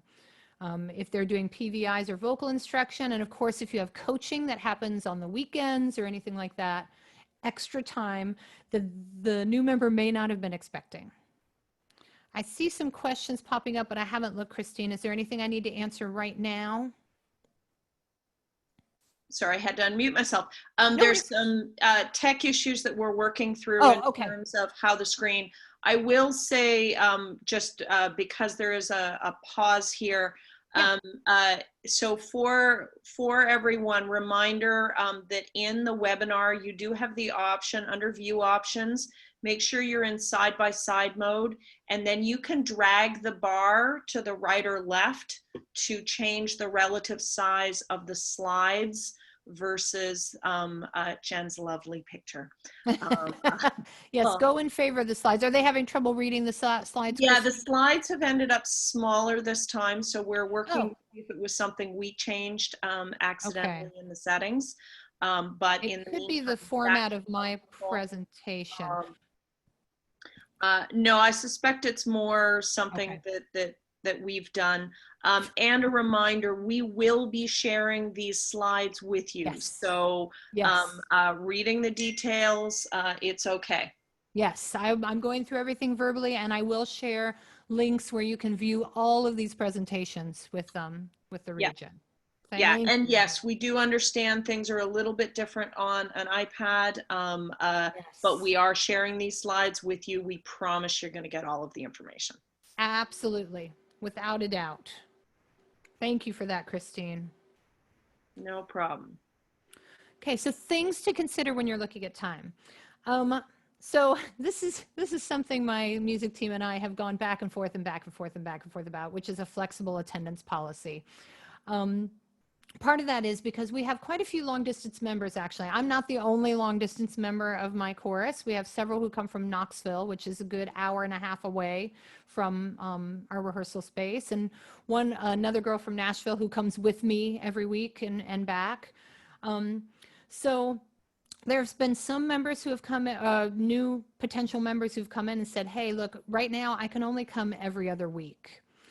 And there's definitely a balance of having to make sure that the members who come every week are not feeling resentful that someone else has to come every other week. But the way I try to flip that, as Jan Carley would be proud of me for doing, is saying, hey, you get to be at rehearsal every week. You get to, see your people and be on the risers every week. And this poor person can't be there every week. They can only be there every other week. And don't you feel sorry for them? And so it's that kind of thing of saying, look, we're going to work with this person. And as long as they're learning their music, as long as they're keeping up with everything. And before this pandemic started, we were actually Facebook living, I'm sure that's a verb, Facebook living all of our rehearsals. So the expectation was and is with my chorus, if you miss a rehearsal, you go on there and watch what we did. You keep up, because I won't go back over the stuff that we did at that rehearsal for people who weren't there. It's your job to keep up with us. So providing that so that they can have that flexible attendance is a really important thing. I've also asked, except in exceptional circumstances, like my one awesome new member, that we limit leadership roles for the first year of members coming in. Only because there's so much for them to assimilate that first year. So much music to learn, so much vocabulary to learn. They're learning the craft. Sometimes we'll have experienced Sweet Adelines come into our chorus. They've moved or whatever, and that's a different story. But really working on making sure that we allow our first year members time to breathe and to just soak in all the barbershop goodness before we start asking them to take on responsibility. Right there. I don't know why that's I have to fix that parentheses because that's going to bother me. And talking to potential members right away about, this is our time. We have weekly rehearsals. We have this, this, and this. What can you do? What can't you do? And let's make sure that that's going to work with our mission and vision. And right now, talking about rehearsing on Zoom, I will say as a director, I was gung-ho right at the beginning with virtual rehearsals to say, hey, we rehearsed 3 hours when we rehearsed in person. We're going to rehearse 3 hours on Zoom. And I quickly discovered 3 hours on Zoom, nonstop rehearsing, is a very long time. So I found that I had to rethink my rehearsals. We have shorter time periods to work on songs, and then we go from something else to something else. We really move things around a lot more. We don't meet for our full rehearsal time that we used to meet in person. And I'm kind of finding that balance of, okay, what's too long? What kind of things can I put in there? So thinking about time with Zoom as well, because Zoom fatigue is a real thing. So if you have a 3-hour rehearsal and then you're going to have a Zoom section rehearsal and then maybe Zoom PVI for some of your members, and there's a board meeting on the weekend and all of that, that can be a lot of time spent on Zoom and a lot of fatigue happening. So thinking about ways to kind of space things out a little bit more, thinking about member needs as far as that's concerned. It's definitely a time to really brainstorm with your leadership and say, okay, what are some things we can do to maximize our time, but also allow some time for our members to not have to be on Zoom constantly? Jan, I've got a question for you. Yeah. Susan Easterbrook was wondering, for new members, when do you introduce regional songs to learn? Oh, that's a great question. And I need to be better about that as a director, I will freely admit. Usually what we do though as a chorus is when we try to time those with the upcoming regional events, because it also creates some excitement and buzz for the regional event, especially for a brand new member. So 2 or 3 months out from a regional event, I'll start working in regional songs to our regular rehearsal time and say, hey, we're going to get together with our region. Everyone's going to know this song. And we're all going to sing it together. It's going to be a great bonding experience, that type of thing. So I usually try to attach that to an event so that we can create excitement about that event. But at the same time, realizing that some people may not be able to afford to go to that event or anything else, we still make it also a chorus experience where we're learning that song together and singing that song together. Great, thank you. Of course. All right. So that is talking about time. let's talk about pacing, which is kind of goes hand in hand with time, really. But there are a lot of things for new members to assimilate, right? They're trying to learn new songs. And if they come from traditional choirs where they are allowed to look at their music while they sing, just the mere fact of memorizing music can be really daunting, even for experienced musicians who may not be used to that. Plus the fact that they have to learn about the barbershop craft. They're learning about riser etiquette, which can be stressful if someone says, hey, you're not supposed to walk in front of the director until she tells you to come on the risers, and you have this feeling of like, oh, I did something wrong, how embarrassing, I didn't know this. So trying to assimilate all of that and the vocabulary that we take for granted everyone knows. And I have wonderful, wonderful members on the risers. When I say something, they raise their hand and go, Jen, can you explain for everyone what that means? And they're so good at making sure that our new members don't have to ask that question. And I think that's a fabulous practice to have people say, can you explain that, so that a brand new member doesn't have to feel like, oh my gosh, I'm asking this and everyone else already knows the answer. So it's wonderful to have those people who can ask those questions for new people. They're taking in new skills from coaching and rehearsals. They're working on passing songs. They're learning choreography, which many of them that's a very daunting thing for a lot of new members. And balancing a desire and a readiness to perform. So they want to get on stage with us. A lot of them, maybe that's how they came to us. They saw us on stage and they want to perform. But then being ready to perform is a whole other thing. And we have to balance that out to make sure they get these performance opportunities, but that they're ready to do those things on stage. Christine, I saw a couple questions. Yes. 2 questions in the Q&A. One is quite definitely related directly to pace. Yes. How do you set reasonable expectations for song learning in general and for new members? How long should they expect to have to learn the current repertoire? Great questions. So, and then the other one is a more general question about membership and COVID. How do we handle a member who will not come onto any of the Zoom or conference calls? Does this affect their membership? Okay, great question. Remind me of that one. I'm going to talk about the music one first, because that's right in my next slide. I'll leave that one open for now. Okay, yes, please, because I do want to answer that as well. Okay. For sure. That's an important question. So this one, what we have is a list of repertoire and the order of importance for learning it. At the top of our list are always our competition songs. And so, and then we put the songs that we use most often when we perform in the community. And a lot of times that and our list of show songs are usually the same thing.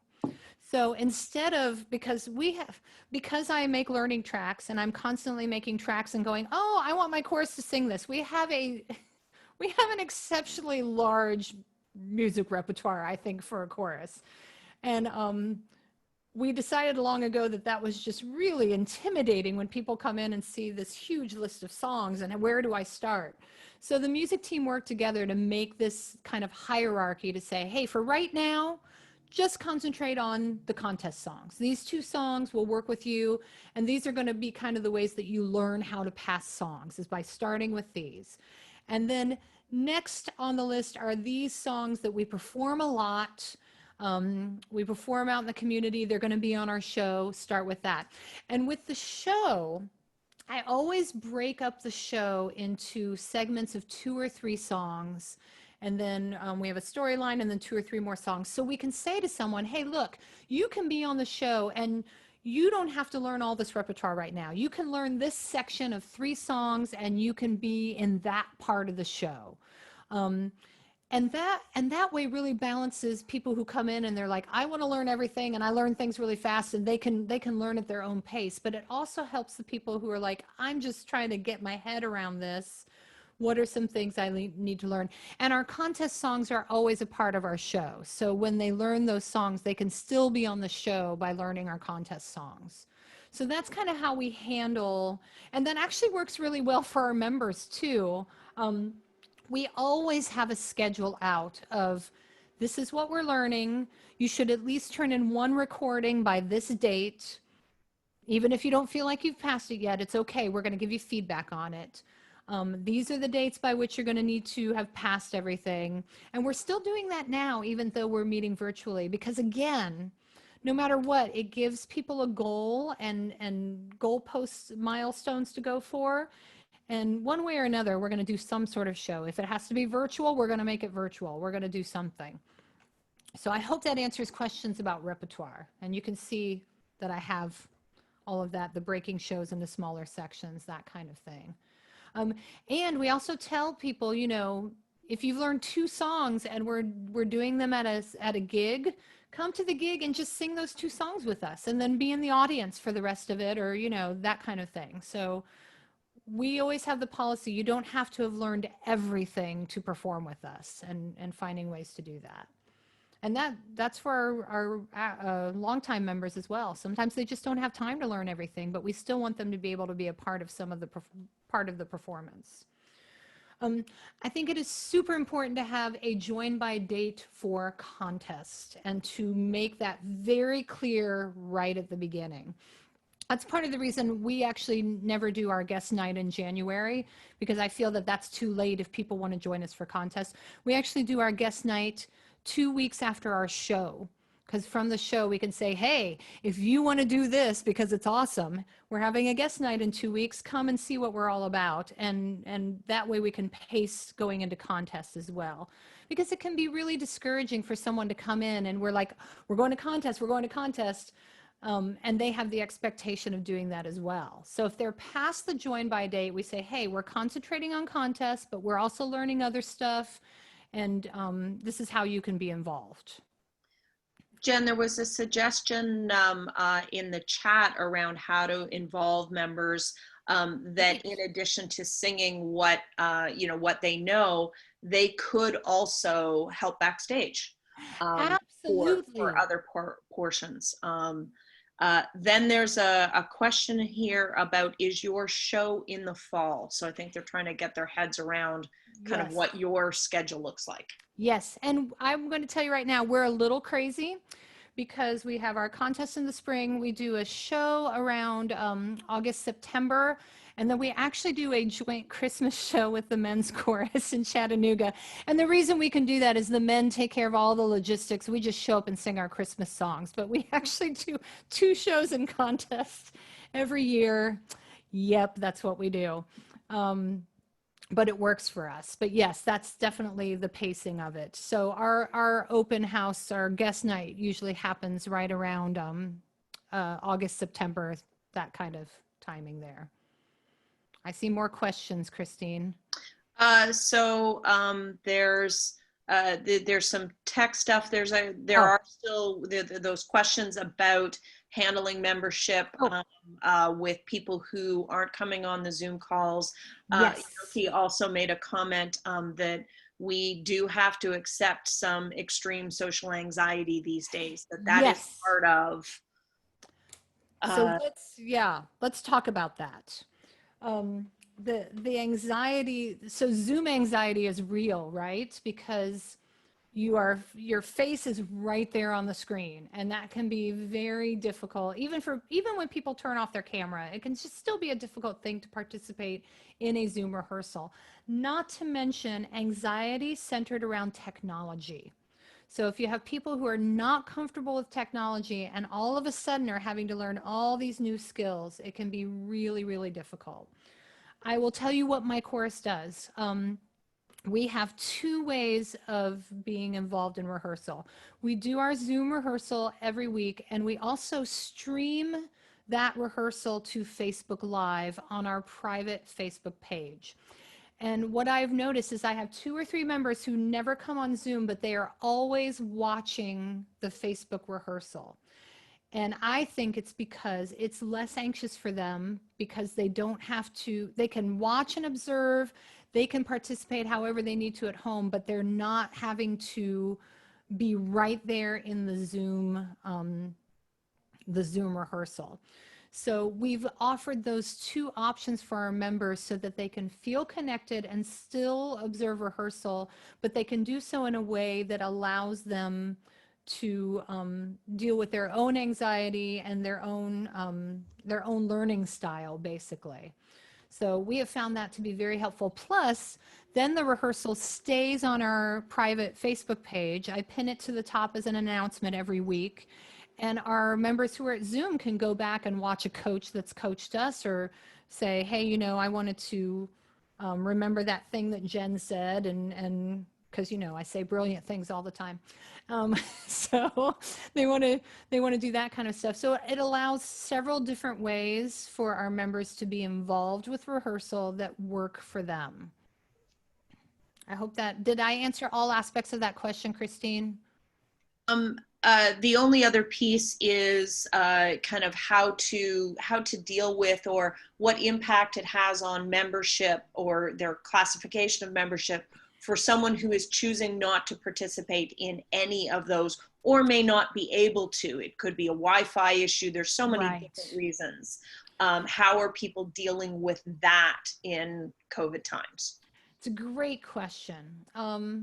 I mean, I had one member who was very upfront, and I appreciated her saying that, just saying to the chorus, look, Zoom rehearsals, they're just not for me. And for now, I'm going to be an associate member until we get back in real life. And I said to her, I'm so glad you were honest with me about that. I'd rather you know that up front. And so some people are choosing alternate membership options until we're able to meet again. My music team met recently, and we went down the entire membership list and said, who have we not seen in a while, either on Facebook Live or Zoom? And we individually called those people. We have 2 people who we know just have horrible internet connections and can't Zoom, but they can get on Facebook and watch the live rehearsal, and they told us that they were doing that. We have one member who has graciously offered to be tech person, and she's calling the people who are just scared of technology and kind of talking them through what's going on. And we've also tried to have little Zoom meetings that happen outside of rehearsal that are purely social, so that someone can get on Zoom and not feel, they can just feel like, okay, I can make mistakes on Zoom because it's a social thing. It's just funny. Or I can, you know, participate that way until I get used to Zoom and how it works. So we have a lot of those just for people to feel more comfortable doing the Zoom thing. So I say all that to say, we're being very lenient with people who can't connect as far as their membership is concerned. We're connecting with them via phone. We're trying to help them the best we can be involved with the chorus however they can be involved. And if they want to maintain their membership right now, we're good with that because they want to stay connected to the chorus. And we're just doing the personal connection to try to help them do that. So there's a comment to the panelists in the chat. We do know that there's an issue with people being able to chat to the participants. The real Sue Melvin is working on that, but I wanted to pass on a suggestion that someone made, and then there's a question for you. Sure. Someone said that they had they've got a couple of different options. One where they had a member with terrible internet access. We have someone who drives over to that person's house and they sit in cars while they share a hotspot on their phone. Oh my gosh, that's amazing. Which is just extraordinary. And then they've also had members call and stay on speakerphone during rehearsal if they're not texting. So finding ways to work through this.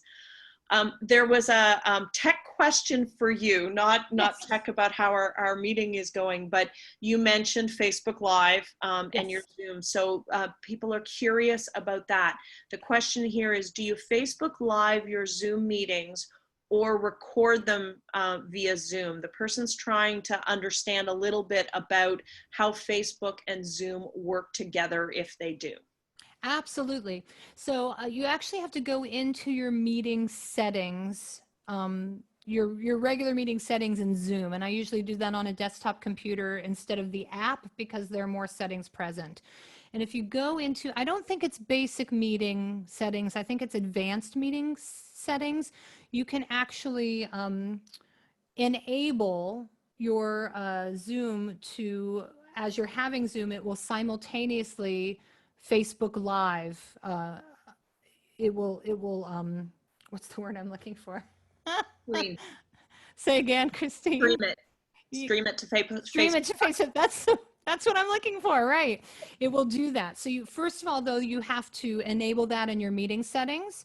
And then when you go into your meeting, down at the bottom where it has all those choices, there'll be, it'll say more with 3 little dots. You click on that. Stream to Facebook Live will be one of those. And when you click on that, it will allow you to choose where you're streaming the meeting. It will stream it live while you're doing your rehearsal, and then it will save it like Facebook Live does. And obviously you want to do it to your private chorus Facebook group. But you can actually do that simultaneously. It takes a few minutes to get Facebook live streaming going in Zoom, so you have to allow a little time to do that. But we have found it to be amazing. And I'm also happy, I have a little how-to document of how to actually do that, and I'm happy to share that with you all if you think that would be helpful, Christine. Yeah, that would be great. We also, Martha commented that they share their rehearsals to, they save them, they record them and then save them to their YouTube account. Yes, you can absolutely do that as well. I have found that the recordings, it takes a while for them to upload and all that, which is, it works perfectly. It just takes a little time. I prefer Facebook live stream, but I think using YouTube and having it there as well is a great idea, Martha. And that definitely works to record it to your computer and then post it on YouTube. And we've had several yes pleases because of course you're talking to a whole bunch want That's why I love y'all. they want your tech sheets. Okay, I will absolutely share those with you all for sure. And also there is a guy named Jordan Travis. You all may or may not know, he's a director in Harmony Inc. He has a wonderful YouTube series on how to do audio settings for Zoom rehearsals that are good for chorus rehearsals. And I'll be happy to share that link with you all as well. He's wonderful. He's really helped my audio. So. Yes, he's actually local to Region 16. Fabulous. Yeah. I love Jordan. He lives in the next town to me.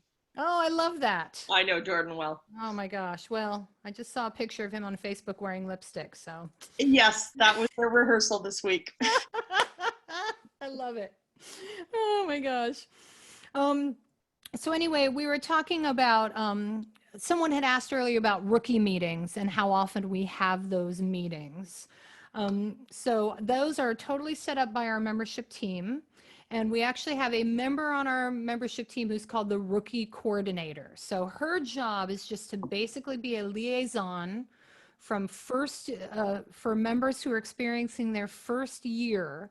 She is a member of the music team, so she liaisons with the music team and with the membership team and the board, but she also sets up these meetings. We have them every other week, and they're completely open to all our first year members, and they have participated really well with those. And she will invite, like one week she'll say, okay, I'm going to have all the section leaders come and they can answer questions about song passing and recording and stuff like that. And this week I'm going to have a board member come and they're going to answer any questions about the administration and stuff like that. So she has been wonderful organizing these meetings, and I think they've been integral in keeping members through that honeymoon phase, because it just allows them a safe space to ask questions and not feel like they're 10 feet behind everyone else on the risers while they're trying to learn all this.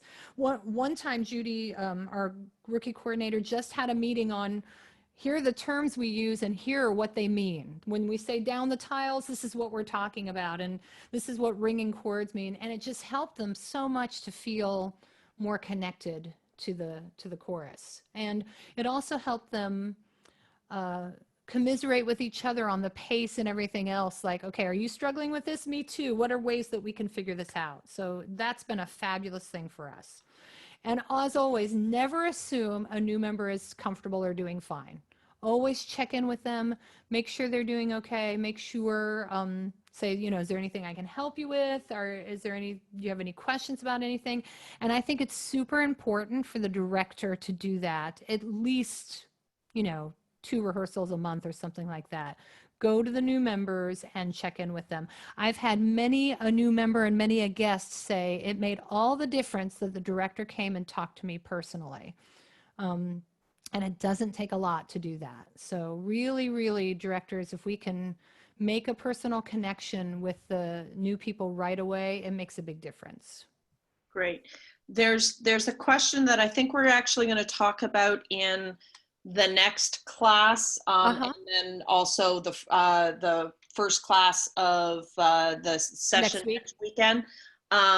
So the person is saying, I'm still wondering about how to attract new members if Zoom meetings are all they can participate in.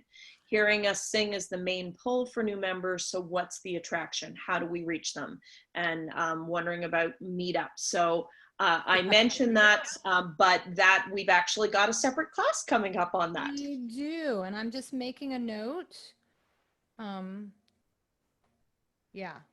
Sorry, give me 2 seconds here. You all can watch me write stuff down. Yeah. It's a great question, and we'll make sure we address it. And if we don't, make sure you ask it again or reiterate it. So I make sure. I'll leave it as an open question for us for Thank now, you. so Thank that we don't lose it. That'd be great. Okay, wonderful. So then again, burnout, which again kind of feeds into all the other things we talked about. Sometimes it's just a lot of information at once. And if we don't pace that out well, it can really be overwhelming for our new people. And just feelings of inadequacy going on, because as Deke Sharon says, barbershop is the black belt of a cappella. It's not easy, and it takes work and dedication. So sometimes I've even had guests come in and the chorus is performed for them, and they've said, I can never do that. And so we talked to them about that, and we'll get that on the next page too. Just the regular performances and regional events and fundraising events and social events, so many things going on when you're a part of a chorus, and that can cause burnout for someone just saying, look, this is taking up a lot of my time and energy, and I'm not sure that that's, you know, what I want. And so a lot of things we do, and this I didn't put on my slide, but I'll talk about. We definitely, especially during guest nights, say, hey, couple of members, talk about your background coming into this. And they'll be like, well, I sang in choir in elementary school and I haven't sung since, and I'm so glad to be a part of this. Or, you know, it's making people realize that our chorus is not filled with professional musicians who do this for a living all the time. It's just normal nurses and teachers and lawyers and everything else who enjoy making music and who have learned together. So that kind of helps with that feeling of inadequacy, of them realizing, hey, these are normal, as far as that goes, normal people just like me. We had a problem a while ago where we had a lovely member who works really hard for the chorus, who kind of publicly said on our private page, you know, why isn't everyone participating in this fundraising that we're having and all that? And it caused some issues because people, you know, were struggling with participation. And that's when we started looking at a rotating list of things that we do, like fundraisers, garage sales, stuff like that, so that not everyone feels like they have to do everything. When we have a list of, okay, this group is going to work on this project, this group will work on this, and this group will work on this, it helps people feel that they are contributing to the pace of the chorus and all that without feeling like they have to be a part of every single thing. And we also do a course survey on leadership and service. Like, what kind of things do you want to do in leadership? Do you want to be in leadership at all? Or do you just want to be on the risers and sing and learn your music? Or do you feel led toward education? Because a lot of times I don't know what people want to do or what their strengths are unless I survey them And again, it helps me realize those people who are like, look, I can't handle a leadership position right now. I just need to do this. And it's just helpful to know those things, because sometimes if I call a person and say, hey, I need you on this team, they're going to feel obligated to work on that team because the director's calling them and asking them to do that. So if I have a survey that tells me, and it has to be an ongoing survey, like not just once and then we're done, because within a year someone may say, hey, now I'm ready to do some leadership, I am all about it. So it has to be an ongoing thing, and that helps me know who I can call on and ask, and who I just need to let breathe a little bit and do what they're doing right now. It's the same thing with performances and availability. Again, people can feel really guilty if I keep saying on the website, hey, we have a gig, we need singers. Hey, we have a gig, we need singers. So we put out a survey that said, how often can you sing? What's your availability? Can you do weeknights? Can you do weekends? Whatever. Do you prefer singing in a small ensemble, medium, big, all of the above? And so when we would have a performance come in, and we had quite a few that were coming in, and we saw, hey, it's a small performance, a small ensemble, it's on Thursday night, we would look on that survey and say, okay, who specifically said they could do that? And we would contact them to be a part of that performance, rather than saying, hey, everyone, we've got a gig, who can sing? And having people feel, guilty that they can't be a part of that performance and help out. That's been a big game changer for us as far as helping people with their pace and burnout. Sharing Jen, extra. Oh, yes. Go ahead, Christine. Yeah, so yes, there are a couple of things. So we have a couple of people asking whether or not we could, if you could share some examples of those surveys. Yes. There was a comment from one person that I think is really great, is sometimes it's tricky around how you phrase them so that it covers all the bases, but it isn't biased towards a particular answer. So Yes. Successful Surveys are examples tricky. are always appreciated. I am happy to share that. And if you don't mind making a note for me, Christine, so I can put that in all the stuff that I'm sharing with you all. No I would problem. be happy to do that. Okay. Happy to. Yeah, there was this. So there were related. One request for that showed up in the QA, and the other one showed up in the chat. So Nice. that's the two things that you saw flashing across your screen. Hey. Another thing I would love to share with you all. Ann Downton has created a survey for her chorus that has specifically to do with COVID and what they want from virtual rehearsals. It's a fabulous survey, and directors, if you are on the Director Connection, the Moving Forward Google Drive, it's already in there, but I would be happy to share that as well. It's a great way to get a sense from your members what direction in which they want to go during this time of virtual rehearsals. So if that works, I'll share that as well. If you don't, are you making notes, Christine? Do I need to do? I am making notes, You and are awesome. Martha has commented that she's used Ann's surveys, tweaked it for York Harmony, and she's also shared it with another chorus in our region as well. Of course she has, because Martha is amazing.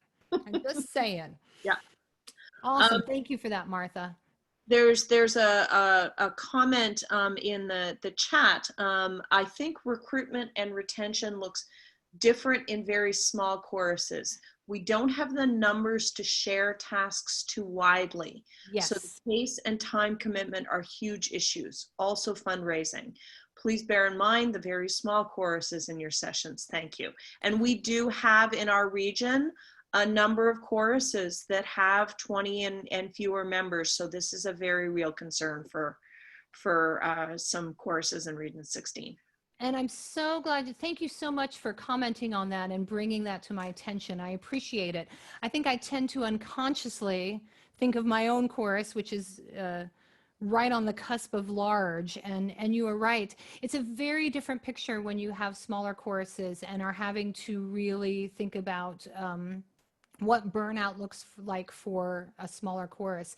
And as I've worked with smaller choruses and talked about this kind of thing, it's been less about a chorus survey on performance preferences and availability, and it's been much more about a conversation that happens with the entire membership and often with each performance, because you have to make sure, especially if you're a smaller chorus that only has one tenor, you have to make sure that you have the parts there and are able to actually represent yourselves well at that performance with the number of voices.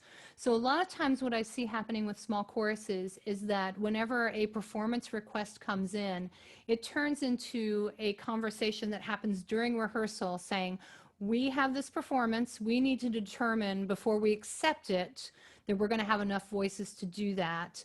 And also making sure there's a culture that says, you know what, it is okay if we can't accept every performance opportunity that we're given, especially again for tenors who I think feel a big sense of responsibility, especially if there's just one or two of them that,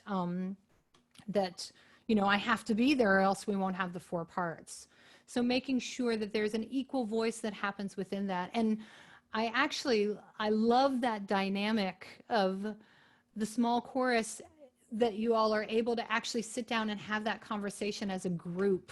I just think that's an amazing dynamic to be able to actually have that conversation together. Thank you for that, by the way. And that goes along with the chorus-led decisions on types and numbers of outside events. And every chorus should have that conversation, like how often do we want to fundraise? How often are we going to have these community things going on? Are we going to have social events, and how often are we going to do those? So that can be a chorus-wide conversation. And if you have a large chorus, it may end up being a survey again. If you have a smaller chorus, you can actually have that conversation during rehearsal, and it's very valuable, really leads into buy-in from every member. Thank you for that. That was great feedback. Let's talk a little bit about, oh, I see one question popping up. Christine, do I need to answer it now? I sure can. So I'm just taking a look. Well, there's more of a shout out to you. So there's from Bev Cairo, our tenors have been amazing. Video recording to be part of the tags you've been posting, Jen, so we can have virtual quartets. Aw, yay. I love that. That's wonderful. Yeah. The other comment in there is a tech thing that we're gonna try and adjust some settings on the next break. Okay. So that we can adjust some stuff and make sure that everyone is able to see things. Wonderful, wonderful. I'm sorry that there are issues, but I'm glad we'll be able to share these links. That will be a helpful thing for sure. So, and there can also sometimes just be a culture clash between a member and the chorus, or something that goes on. Culture clashes are difficult because sometimes it can just honestly be between two members that aren't clicking and are having difficulty working together on the risers.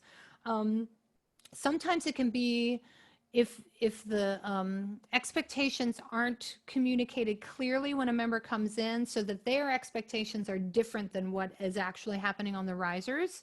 That can be a culture clash that can result in someone leaving, or it can turn into someone evolving and learning and going along with the chorus. Sometimes it's a change in leadership, and I actually experienced that myself. My very first chorus that I joined, I was very close to the director. In fact, we sang in a quartet together for, I can't even remember how long. Like, I joined her quartet before I really joined the chorus.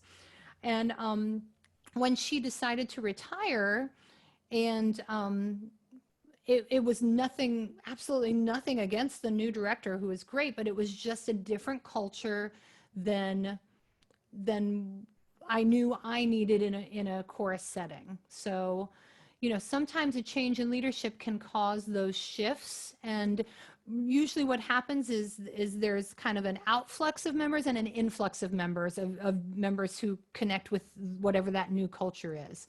Like, and that can be difficult. And sometimes it's just a lack of continual communication. So there are expectations that are happening under the surface that aren't really communicated, or there are etiquette things that happen that aren't communicated, and so the member feels like they're doing things wrong, or they don't understand what's going on, and so that kind of under the surface communication doesn't help with a culture clash. So again, I'll keep preaching my share the course mission vision early on and often. Create social connection opportunities for new members. There are a member of mine who has a campfire thing at her house every couple months, and she always makes sure that the new members are invited and tries to draw them in with that. When issues arise, so I will say freely, when I first started directing, I was a very non-confrontational person. Like, I dreaded confrontation. And so my solution, which was not a good solution, was when there was an issue that happened, I would kind of send out this blanket email saying, hey, just a reminder to everyone that we need to be doing this. And of course, that just creates more of a clash, because people who are reading the email going, ooh, I wonder who did that. And the people who are affected feel publicly castigated, and I think that's the word I'm looking for, and the issue really isn't solved. So I have learned as a director that if there is an issue that comes up, to call the people, talk to them directly, work on solving those problems in a way that's really upfront and has that communication aspect, so that they understand that I'm there to help, but I'm also aware of the issue, and I'm going to, be working to solve that. And also providing opportunities for communication. We have what's called a CCC box. Let's see if I can remember what this stands for. Concerns, compliments, and comments. It's completely anonymous. People can write something on a sheet of paper and put it in there, and we read them, and if it's an issue, we deal with the issue as well as we can. If it's a suggestion, we work on that, and we're very open about that. Like, I'll say, hey, this was suggested in the CCC box, and we're going to try it, so that people know we're actually paying attention. There's always communication on our private Facebook group, where people can talk and share concerns and announcements and that kind of stuff. And of course, just email communication, just a lot of ways. Oh, and something that I started doing, because I'm a distance director, so I'm not there in the community with my chorus, and because I'm a relatively busy person, I found that a lot of times when problems arose, I didn't find out about them until it was almost too late to do anything. And almost always the member would say, well, you're so busy, I don't want to bother you. So what I started doing was I created office hours for myself. We rehearse on Monday. I do office hours on Tuesday. That's a set time on Tuesday, a time of, I think, 3 or 4 hours, where members know that I've set that time aside for them, and they can call me and talk to me about anything. Sometimes they just call and they just want to talk to me, tell me how their grandchildren are doing. There was one woman who was having an issue with a riser placement thing, and I was able to fix it right away instead of it becoming a true issue. So creating those avenues of communication with the director, with admin, with any kind of leadership team is really helpful when it comes to culture. All right, so let's talk about just COVID in general right now, okay? So current COVID concerns, and please, I'm gonna, I think, try to open up my chat just in case you have other concerns you want to add to this. Yeah, there's nothing new yet, but Okay. I've got it open. Are you monitoring for me? Okay, thank you. I'm going to let you do that. So there is the issue of value and buy-in with virtual rehearsals. As we all know, it's difficult when we can't be on the risers singing with each other. And so I've had definitely members who have said to me, I'm having a hard time with this type of rehearsal. I don't feel like I can sing the way I want to. I don't feel connected. There's also, like we talked before, kind of a lack of purpose, especially if you are a chorus who is very focused on performing in the community, having shows, going to contests.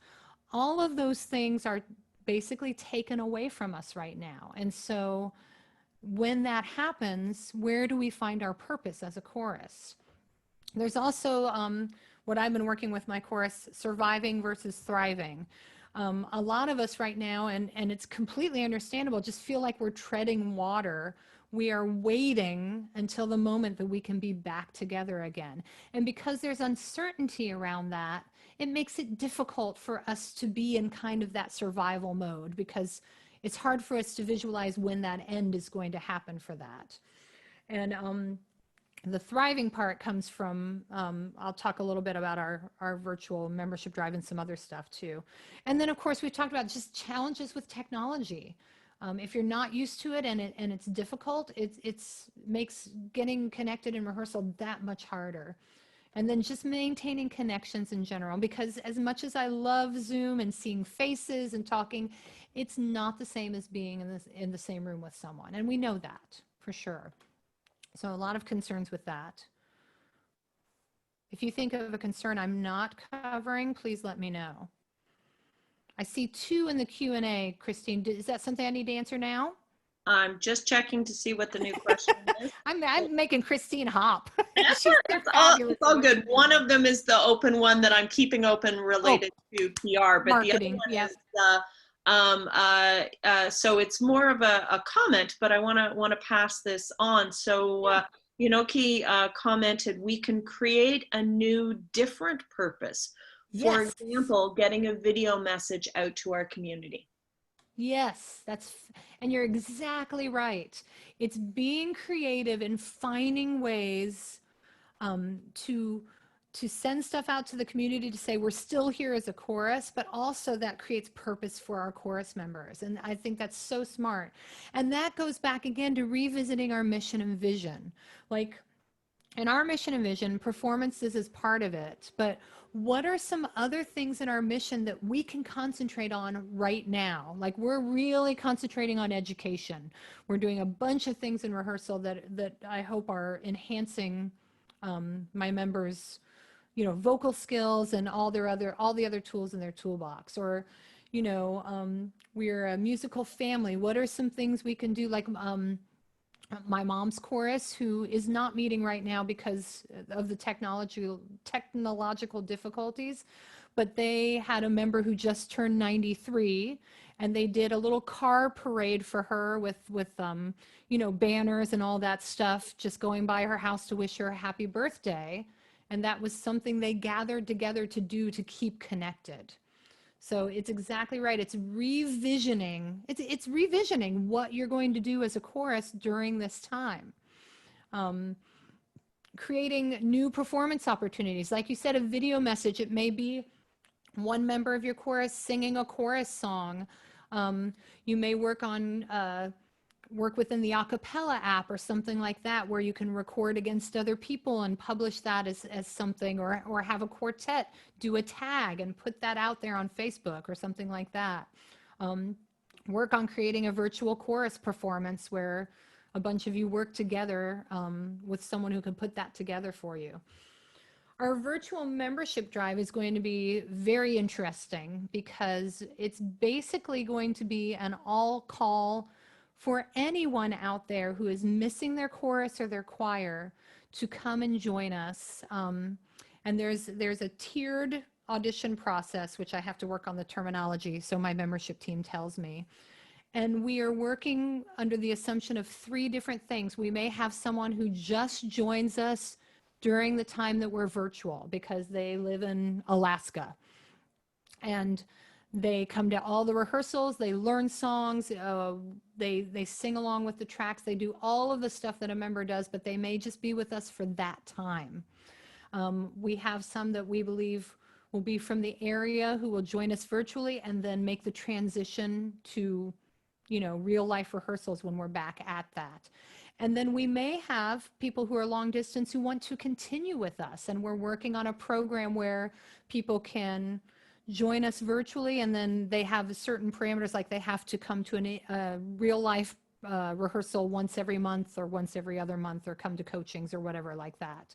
But we had to revision what our membership looks like in order to work around COVID, basically.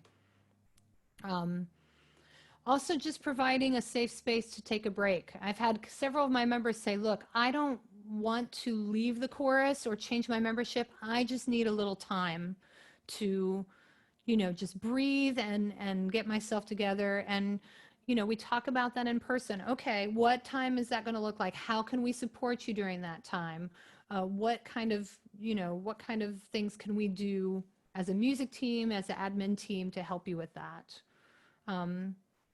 And then, like I said before, furnishing a variety of rehearsal participation options. Like Martha was talking about a YouTube recording. We have it for Facebook Live, plus the Zoom, just finding a bunch of, and then you all had some great suggestions in the chat box about sharing a hotspot, which is wonderful. I don't know, I'm totally adding that to my presentation, and I'll give you credit one more time. And, all these different ways that we're being creative, because we are creative people in creating those connections. I have loved having guest coaches. It has been wonderful. We've had Sandy Marin and Kathleen Hansen and Patty Cobb Baker's coming on Monday. And just finding those people, like I talked with my music team. I said, who have you always wanted to coach us? Let's reach out to those people and see if they'll come and join us for part of a rehearsal. And that has been wonderful for them to see faces other than mine and hear this education. And then, of course, social opportunities. Some choruses are doing game nights. They're just having, like morning coffee or afternoon tea, or just a time for people to just talk and commiserate and say, I'm struggling. And I've told my chorus many times, it is okay for you to not be okay right now, but we're going to help you be the most okayest that you can be with anything we can do to help. How are we doing, Christine? Good. There's a couple of things in the chat that I'll pass on to make sure that everyone has seen. So Martha had commented, making sure that members have a purpose to stay. So Yes. one idea that she loved was doing a breakout to talk about their strengths and how they want to contribute to the chorus. Oh, I love that. That's wonderful. Yeah. Megan de Klerk commented that York Harmony is currently working on a virtual chorus. I know that's one of the things that a lot of people are playing with. Yes. Orangeville has, shout out to their wonderful webmaster, Bev, who's actually on this webinar, has created 3 videos highlighting the chorus motto, thanking first responders, and then a third one was having fun with their pets and stuffies, all backed by chorus and quartet songs. And they're working on a virtual chorus as well. See, I love that idea of putting out those videos that aren't even necessarily singing, but putting out messages that reflect the chorus culture and what you're doing. And everyone can participate in those kinds of things, and you can put them together. That's wonderful. Great ideas. Couple more things that have shown up here. So Carol Jo Bullen mentioned that the school teachers in their local school created a several mile long car parade with signs on the cars. First vehicle was a fire engine, and there were police cars in there. So they had the children's and adults standing kind of on their front steps. And the comment really here is that it could be a great opportunity to organize this sort of thing in different towns or for members who are stuck at home. Yes, absolutely. And then the last one that, and I had heard about this on one of the leadership calls that we've been having in the region, is Eastside Harmony has been doing a series called Leaders and Legends, where they invite someone to join their rehearsal who is someone that is a known name in the organization, and have an opportunity, sometimes coaching, sometimes a more social thing, but an opportunity to get to know some of the some of the people doing that. And my apologies, it's Kawartha that's leading it with Eastside joining in. Thanks, Karen, for the correction on that. So the Leaders and Legends, that's something that I know has been shared through our Directors Network. That is fabulous. And it's fabulous that you have a directors network so you're able to share these ideas. These are wonderful ideas that, again, give a real sense of purpose and hope for our members. Like, this is a thing that I can do right now and still be a part of my chorus. I love these ideas, and I'm not surprised that you all are innovating so well with everything that's going on. Love that. Yeah. That's it for stuff in the chat and the For smart Q&A stuff. for now. And so then, of course, we have to look ahead toward when we come back from being pretty much isolated from one another, because it's going to be fabulous without a doubt. And I know I've talked to my chorus, you know, there are a couple songs that we have learned since this has happened that we've never sung in person with yet, and that's going to be super emotional. And I'm not an emotional person, but I'm going to be a wreck. I already know that. But there will also be some anxiety associated with coming back. And I told my music team, right now, in a way, at least for us in the United States, it's easier because it's very clear that we can't get together right now. But there will be a time where there's a gray area, where some groups are getting together, some groups are choosing not to get together. And there's going to be a lot of discussion and decision making that has to happen with the choruses and the leadership. So being prepared for that ahead of time is a good thing. And also, well, actually, sorry, I'm getting ahead of myself. Let's talk about the concerns. So obviously, individual health concerns, because you may have people in your chorus who are immunocompromised, who've had surgery, who are recovering from cancer. A lot of different concerns for people coming back into large groups, for sure. And readjusting to being in the same room with, 15 people, with 30 people, with 60 people, it could be anxiety inducing, even for the most extroverted of all of us, because we've not had that experience, and now we're kind of jumping into that.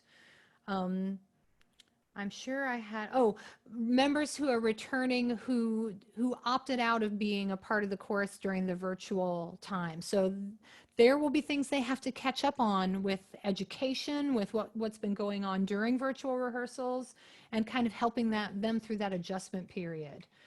And then again, establishing a new sense of purpose, because you've adjusted and talked about your mission vision during COVID, and now you're back together again. What does this new entity look like? Because regardless of who you are, it will be, as we know, a different entity coming back from this than we were before this, obviously. So that's going to, finding your chorus identity again, finding that sense of purpose again is going to be important. And then dealing with various levels of participation based on individual needs. Because again, going back to the health concerns, there are going to be people who don't feel comfortable getting back together with large groups of people yet. There's going to be a lot of scaffolding and stair stepping with people returning to in-person rehearsals. And you have to think about, as a leadership team, how are we going to deal with that and help those people feel connected until they feel like they can come back. Now, is that the real Sue Melvin raising her hand, or is it another Sue Melvin? I'm suspicious of all Sue Melvins now. I believe it is another Sue Melvin. I'm just looking to Disregard. Yeah. Okay, thanks, Sue Melvin. Thanks, the real Sue Melvin. And remember, if you have questions, please put them in the Q&A box, and we'll be happy, because we can't unmute. So, okay. And feel free to put them in there. We will answer them. So we have one, and Great. It jumps right off what you were just talking about. Thank you, Jackie. So her question was, how often would be good to change vision mission statements? And should it change after we return? Great question. So, and I think it will depend a lot on how you return. Because again, you may be stair stepping. There may be just a time of transition where you are adjusting to getting back together, where you're figuring out how each member is going to ease back into that, that full rehearsal mode.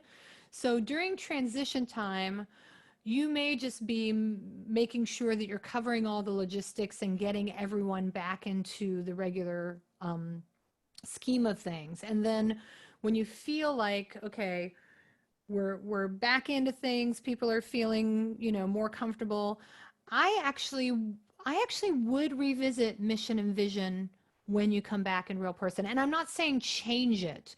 I'm saying revisit it to make sure that it still aligns with who you are as a chorus.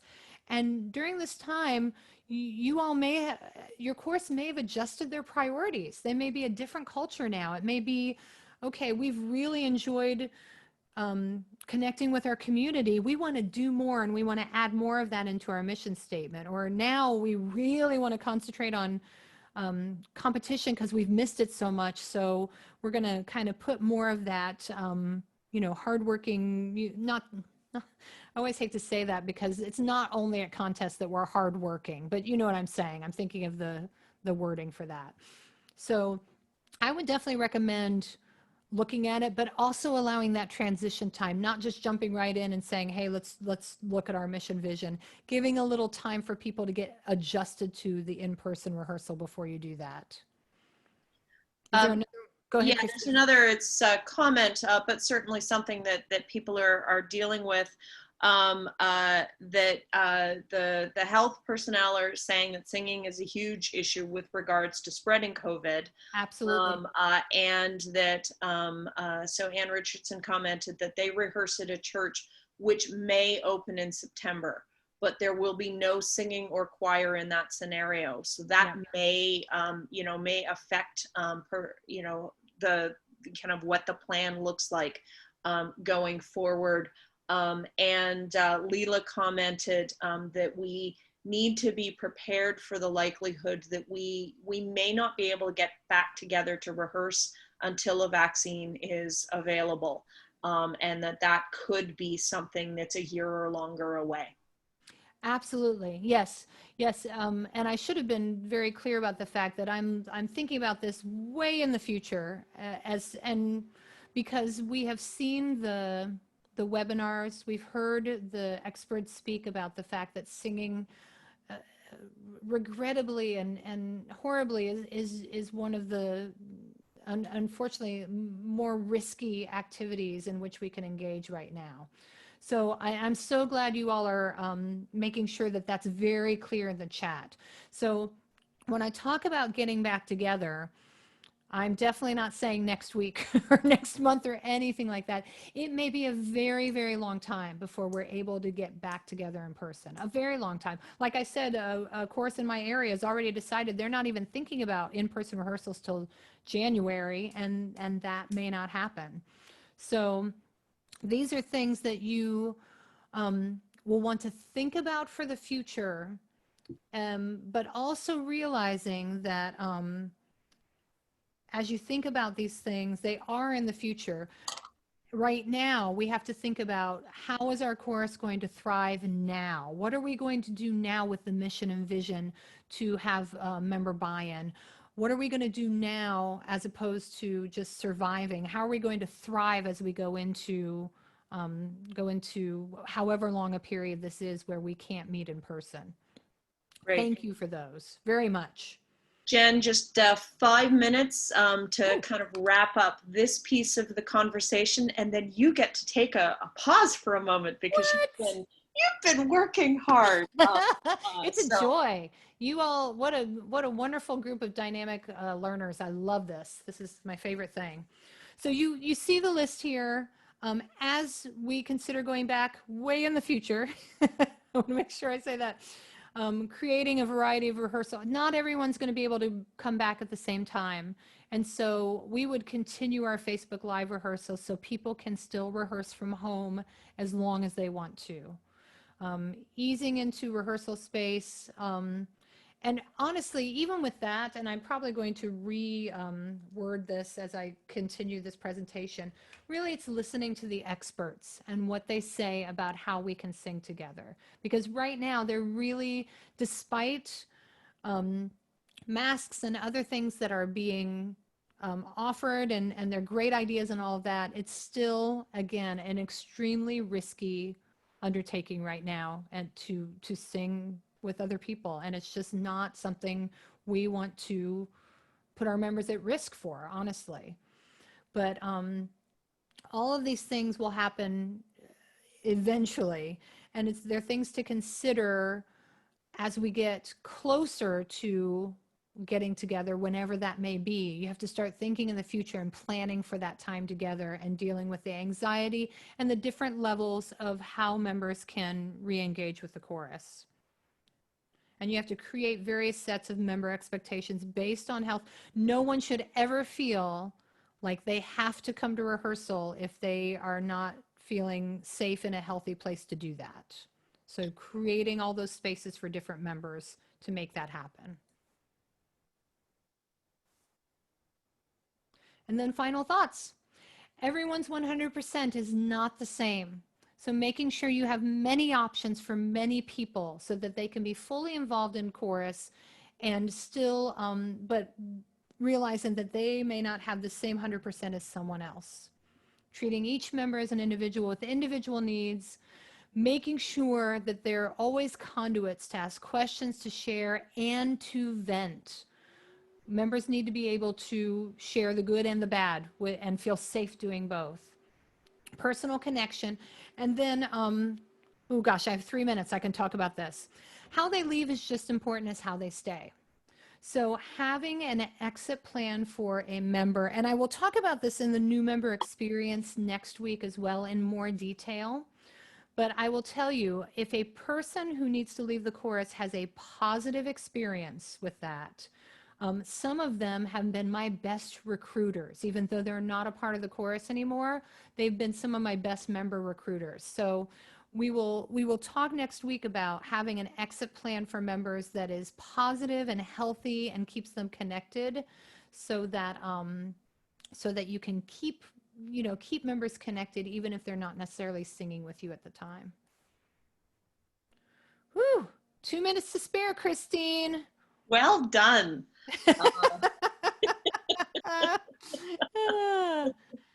I have to say again, all of you who are with us today, I so appreciate your input, feedback, ideas, willingness to share. It's truly just very dynamic and I love it. So thank you for that. Great. Okay, I think we can pause here. We're going to take a 10-minute break again. And then when we come back, we are going to be starting our conversation about marketing. Woo-woo. This is one that's split over the 2 sessions because we did want to give ourselves more time for that session that we just did. It was so important to what we were doing. So 10-minute pause. We will restart at 10 minutes to 12 Eastern time, 10 minutes to 11 for you, Jen. And there's applause in the chat box for you. Oh, thank you. Could we just try an experiment during the break, Christine and Jen? Yes, absolutely. Your screen thing? Yeah. Yep. So 10 minutes, everyone. Okay, thanks for that. Yeah, sure. What do we need to do? Hang on, let me show myself there so I don't look.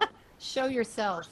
Okay, I'd like you to share screen. What happened was somehow, I have no idea how yet. I have to experiment while you're doing it. When you shared screen, the people who have tablets, which I have it up on my iPhone right now, could not make the slides larger. So I'm trying to figure Really? it. It's perfectly fine on a desktop. Okay. And these people said at the beginning of the meeting, it was okay. That's so strange. Very strange. I've never heard this before, but obviously something changed. Okay. Let me share. And you can start your own video. Click the 3 dots in the upper right-hand corner of your picture And it says, oh, maybe I have to say ask to start video. Ask you. So can I just share my screen? Anything you want. Okay. I mean, I can do whatever. Yeah. I don't see a picture. No. Well, I do. Yep, I see it on both my devices.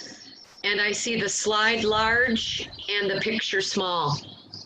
Okay, which is how it should be, right? I'm on an iPhone, which is the same operating system as an iPad, so. Ah, And Stacy's commenting in the chat that looks good. So it may have been something about what we were doing in terms of adjusting settings that we reversed partway through, but maybe until you actually stop sharing and restart, it doesn't refresh for the tablets. Yeah. The problem is though that you can't change it. So in other words, if I try to pinch or make the slide even bigger, you can't do that. And that might be indicative of a webinar. Maybe. On the tablet, yes, it doesn't allow you to do that. That's only an option that's available on computers. But what's weird is I remember attending the society's webinars and I was able to pinch out and make the slides larger. Maybe the society's not using Zoom for their webinars. So. They may be using Google Classroom because they've used that before. Okay, well, that would explain it. And we can talk about this afterwards. Right. We can experiment with maybe doing our next session in a non-webinar format and then compare and see which we like best. Right. But we did this in webinar format because of the sheer volume, which is very exciting. Yay! That makes me happy. Yeah, it's great. People have been very participatory too, which I love. I think we'll probably have some comments that people want to see each other. Of course. And that's why I wondered if you can switch the format for next week if we're not gonna, I don't know if that's, but I like this just because not mid-registration like this. I don't think we Oh, could. of course. Right. But we could switch it for one of your webinars, that your miscellaneous ones that you're doing, Sue. Mm-hmm. Yes. Miscellaneous webinars. Okay, Jen, I'm gonna do leader well-being checks here. Jen, you've got 5 minutes to get up, stretch your legs, get some water if you need to before we start again, okay? I'm gonna go do that real quickly. Okay. Right.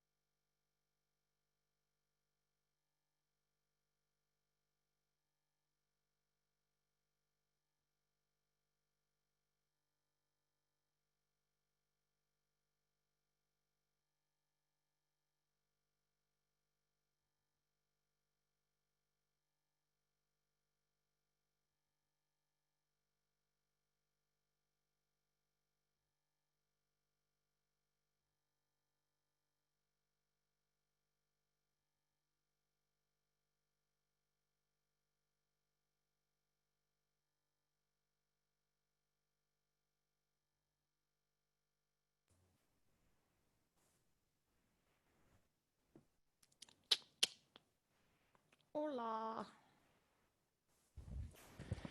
Okay, so my son just asked, Mom, what day is today? I want to Right? be 13 right now. What day is today, Mom? Oh my gosh, that's awesome. It does all blur together though, doesn't it? For them, it does. Yeah. Oh my gosh. Am I in As present? he's casually laying in bed still, hasn't gotten up, literally. Went to the bathroom. Oh my gosh. That's amazing. Why is it doing that? Paula, there's 92 online right now. I think at our peak we had 95. She was asking how many participants we had. That's wha- pretty awesome. While Paula is on, would you mind doing a quick screen share? She Yeah. was one of the people with an issue, so she could just see. She just said, "Hey, that's better," but we're not screen sharing, so I don't know. Here we Paula, go. Paula, type in the chat and see if that's better. We're seeing screen sharing looking great on our end, so look on your iPad, Paula, if you can hear me. I'll double check that question. Jill Ford says much better. Paula says great. And then we have a question about how many choruses are represented.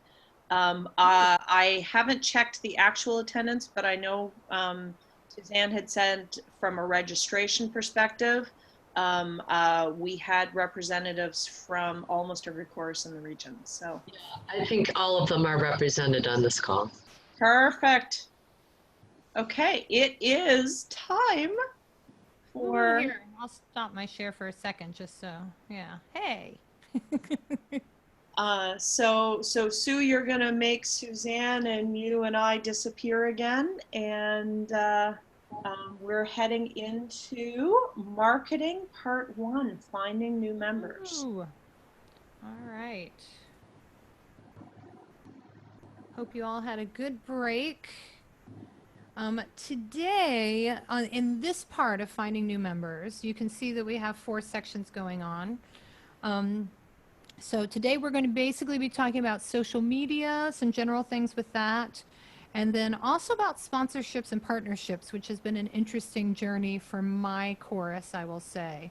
And again, as always, if you have suggestions, things to add, or questions to ask, please don't hesitate to put them in. Comments and suggestions in the chat and questions in the question and answer box. And I know we have a question from a fake Sue Melvin. I'm still wondering how to attract new members if Zoom meetings are all they can participate in. Hearing us sing is the main pull for new members. Exactly. So what's the attraction and how do you reach them? So we'll talk about that for sure. And but I'm going to start on this and then we'll make sure that we get that question answered.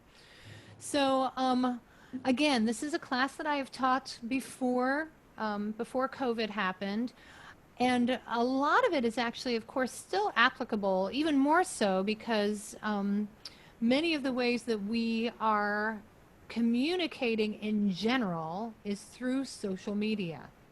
So now is really the time to use social media to our advantage as much as possible. I'm going to show you some things that I have been doing, and then we can talk about ways to attract members, even though they can't sing with us right now. Okay. Now, I will tell you, I'm going to list a bunch of social media things. I do not use all of them. And so if you do use them with fidelity and use them well, feel free to share some of that as well. So as we look at social media, the 2 main things I'm going to talk about are Facebook and Meetup. But in the chat box, if you can share some ways which your chorus utilizes social media, it doesn't even have to be for marketing necessarily, just in ways that you use it. Facebook, Twitter, Instagram, Meetup, Snapchat, LinkedIn, any of that stuff. Talk about, oh there, now I found the chat, about ways cloning Sue Melvins would increase membership. That is very true. We already have 7 Sue Melvins, and I think a world with more Sue Melvins is just a good world. So just saying. So ways that you use social media already with your chapter, if you do. Oh, that's interesting, Megan. So you actually got a prospective member through your YouTube account. And I would assume, and correct me if I'm wrong in the chat, that that happened from people viewing your chorus performances and inquiring about your chorus through YouTube. Sorry, I'm laughing at the fake Sue Melvins. That's awesome, Megan. See, again, that goes to show we never know how members are going to find us necessarily. I would have never guessed YouTube, quite frankly, and I love that you've added that to our discussion. So quite simply, putting out videos of what your chorus does and having people watch it and say, oh, maybe I can do that. That's a great way to get your performances out there. Anyone else want to share what you do with your chorus? You did have someone join us through Meetup. We've had that as well. We'll talk about how to really utilize Meetup well. Oh, Michelle, so you actually joined through Meetup. That is interesting. I love that. We did boosted Facebook posts that targeted women in our geographic area. Yes, it's wonderful that Facebook allows us to boost those posts and to actually target people. Oh, and you posted in local moms chat groups. That's fabulous. A lot of that is our target demographic for people who are looking for something for themselves. Love that. Anyone else want to share? I'll give it just like a minute more.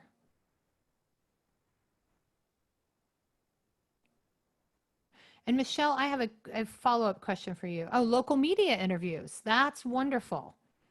That works very well also. Michelle, when you joined through Meetup, can you tell us maybe in just like one sentence what it was that made that particular Meetup group appealing for you? Was it that you were looking for a chorus and that was the only chorus on Meetup? Was there something specific that said, oh, this is something I think I would like to participate in? I just finished that with a preposition, but I know you love me anyway. Oh yeah, make sure. Oh, did you just do that to me? Oh, she had just a panel. Michelle's initial comment that she joined through Meetup was just to the panelists. So Michelle, when you're responding, if you can select panelists and all participants. Yes, all panelists and attendees. Sorry, I just noticed that. All Michelle said was that she joined her course through Meetup. I'm going to leave that open for her to respond to that. While we're talking, feel free to respond to that, Michelle, while we're going through that, and I'll address it when I see it for sure. Okay, so let's just talk about some general things about Facebook that can help your public image on Facebook just be a little more dynamic, can possibly draw in interested members, or even just draw in followers who can, promote your course also through sharing. Michelle says she was looking for something to do as my life was going through changes, and I want to do something for me. Yes, Michelle, preach. It's so true. That's what we look for a lot, for sure. Thank you for sharing that. Okay, so when you are using Facebook just for your private chorus page, to connect with other chorus members, those are all great things, and we are really glad to have social media for those things specifically.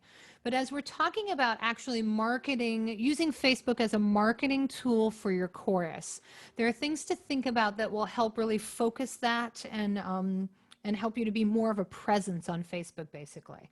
So obviously, and I think this is, this is true for everything, have a clear goal and a strategy.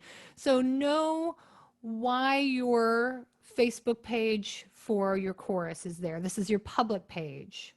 And have that strategy. So through your public page, do you want to just have more people, what's the word I'm looking for, interact with your page and get more awareness going on about your chorus?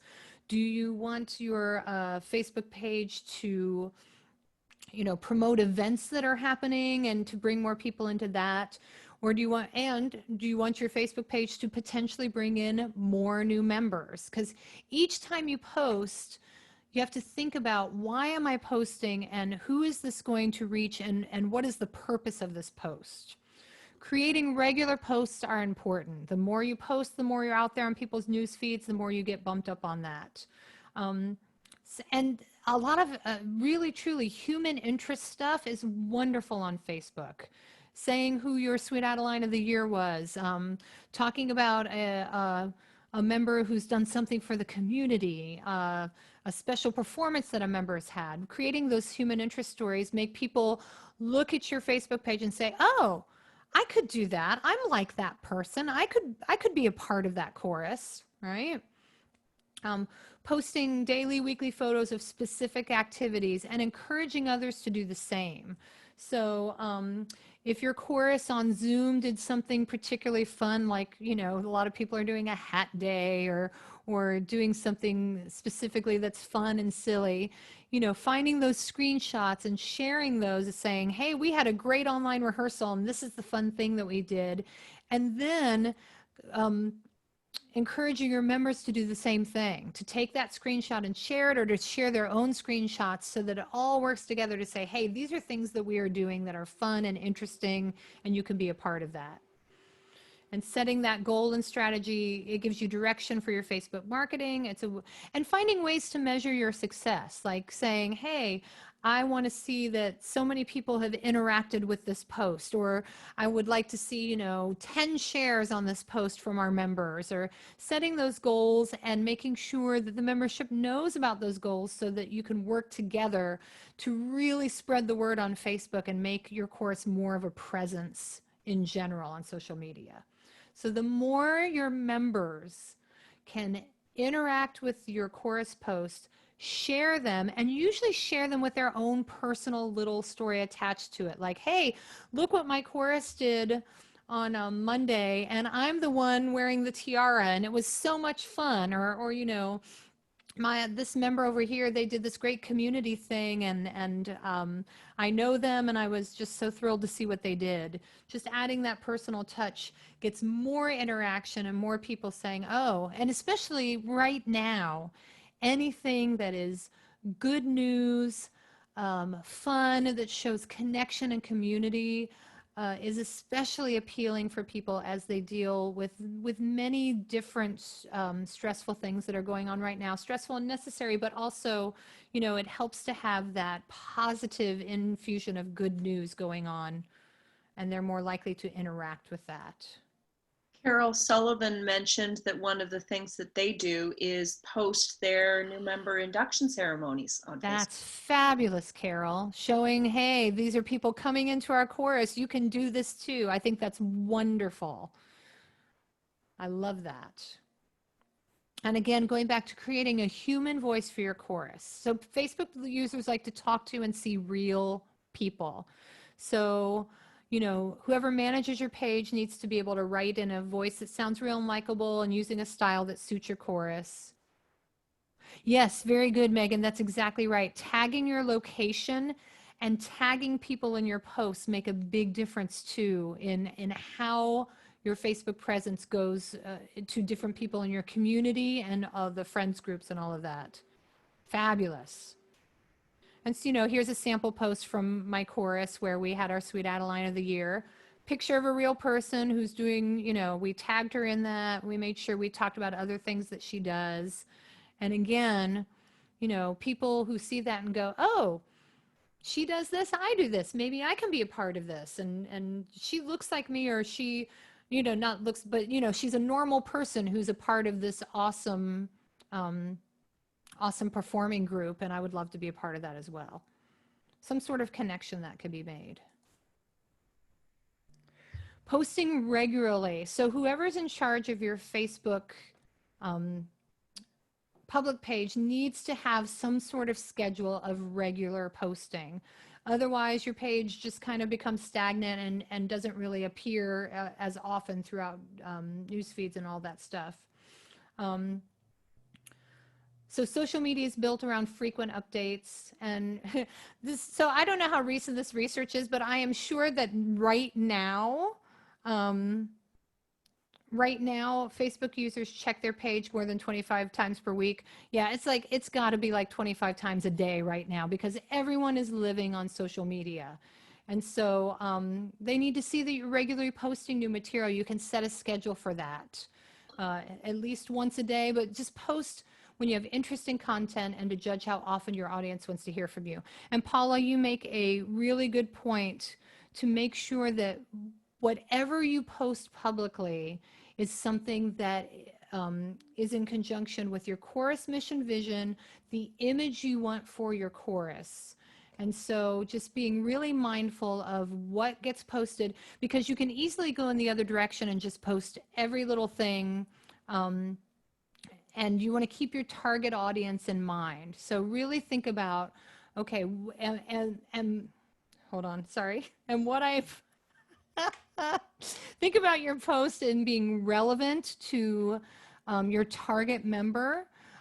Think about it being something that is something appealing about your course that will bring people in and make people want to be a part of your chorus, and just really thinking about your chorus image in conjunction with that. Thank you for Paula. Paula, that was a good reminder.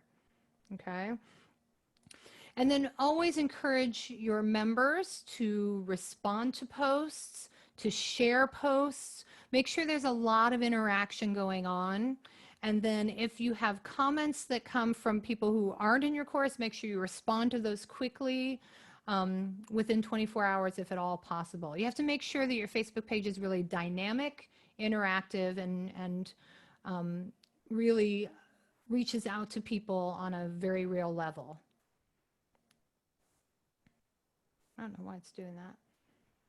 Using pictures and videos. So especially videos people like to watch and listen. Use them frequently to keep your friends engaged, engaged and entertained. So I'm sharing this video here. So this is something that we started doing. These are very short videos that we have on YouTube and we had on Facebook. And all it is one of my members talking about why they sing with the chorus. And this is my awesome girl, Brittany, here. Hi, my name is Brittany Sloan. I am a lead singer with Scenic City Chorus and I absolutely love it. It's a great sense of family. I look forward to my Mondays now, which I used to never ever look forward to Mondays, and it's a great challenge. I always have something new to learn and something fun to work on. Isn't she adorable? I just love that girl. So keeping in mind, as you have members share, this is why I sing with the chorus, this is who I am.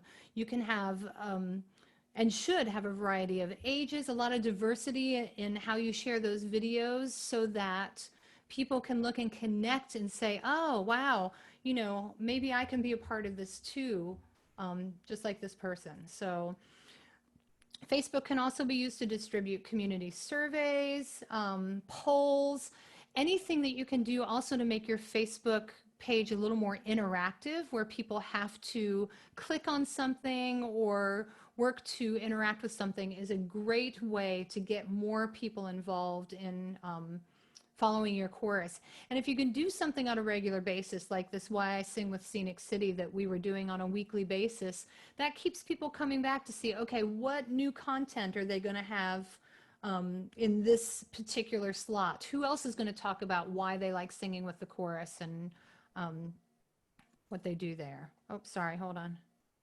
There we go. Any other comments or questions about Facebook? There's nothing in the chat or in the Q&A right now with respect to Facebook. Feel free, even though.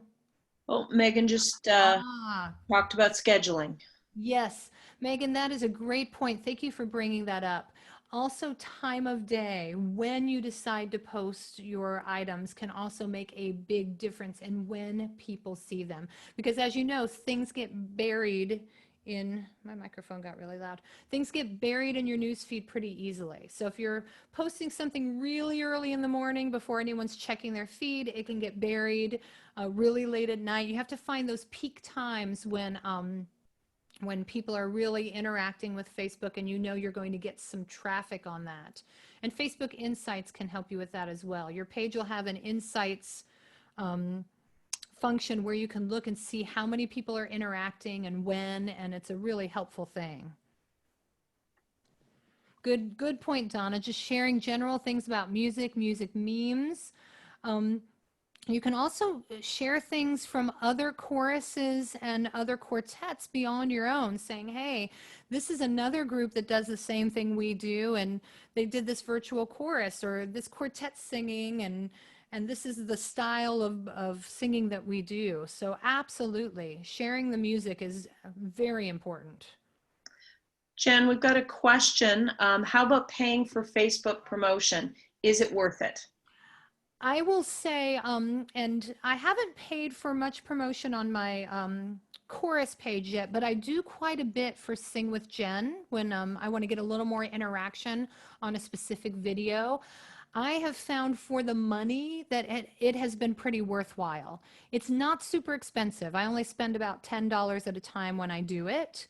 And I have found you can really expand your parameters and depending on your goal, like if your goal is just to raise awareness, you can expand parameters to all over the world. If your goal is for membership, you can really focus in on your geographical area.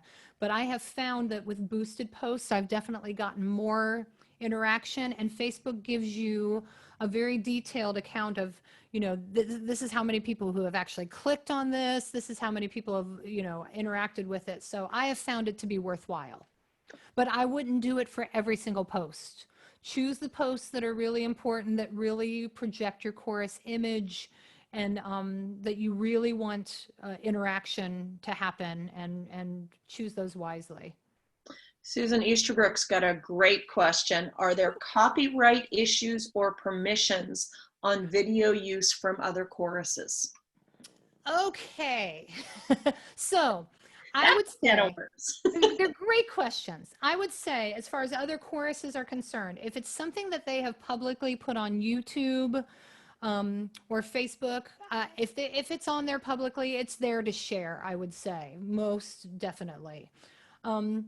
So I've talked to my husband about this because he is in a band and they routinely do right now virtual band videos, and they are playing very popular covers of popular songs and just posting them on Facebook.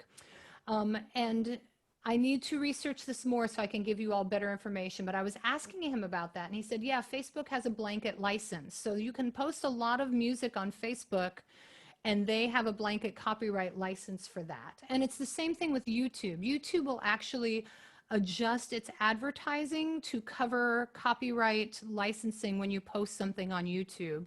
So a lot of times it's safer to share from YouTube onto Facebook. But I will say, Facebook will automatically give more coverage to a video you post directly on Facebook than it will to a YouTube link.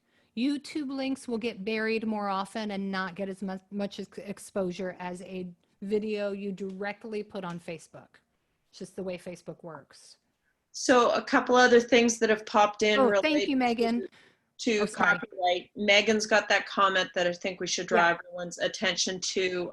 But Bev also was asking if we shared quartet videos using your tags, Jen, are there issues with copyright? No issue at all. You can share away with my tags. Knock yourselves out.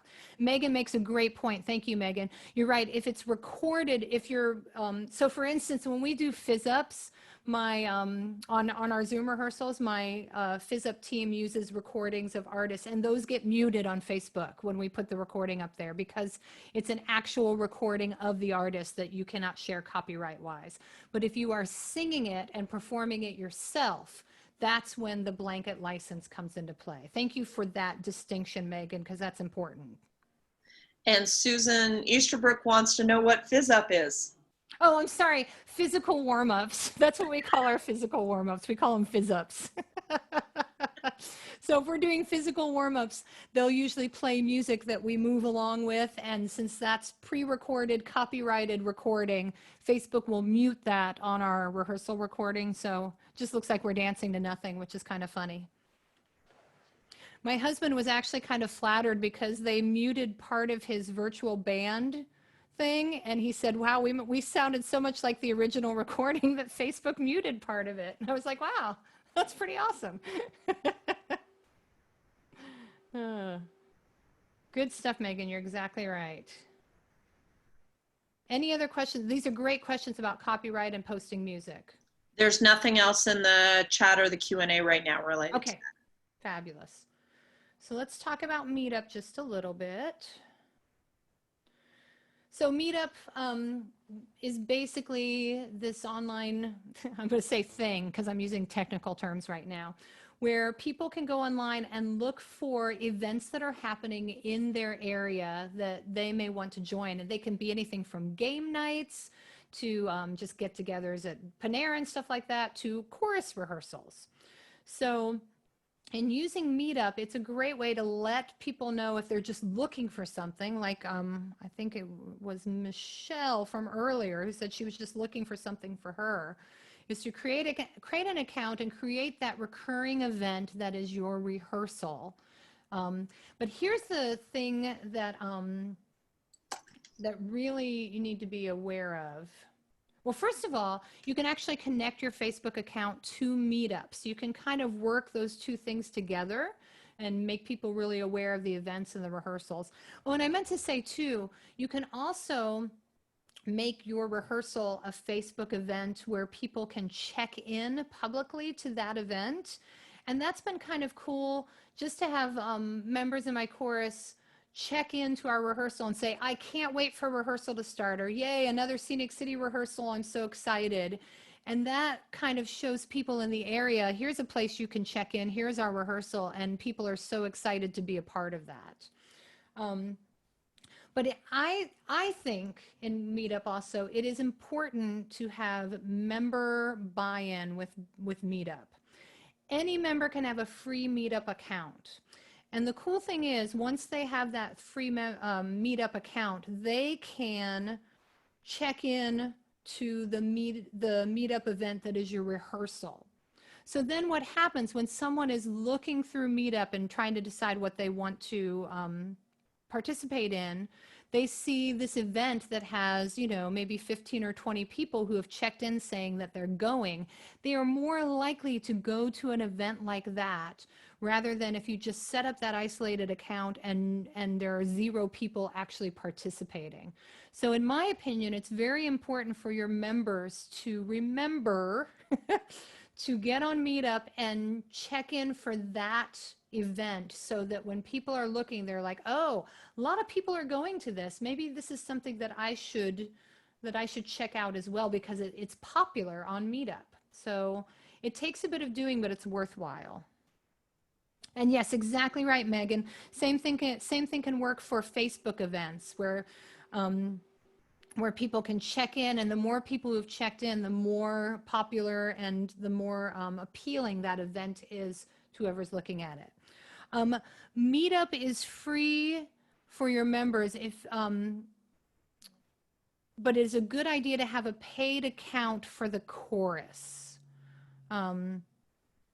Sorry, I'm going backwards for some reason. There it is.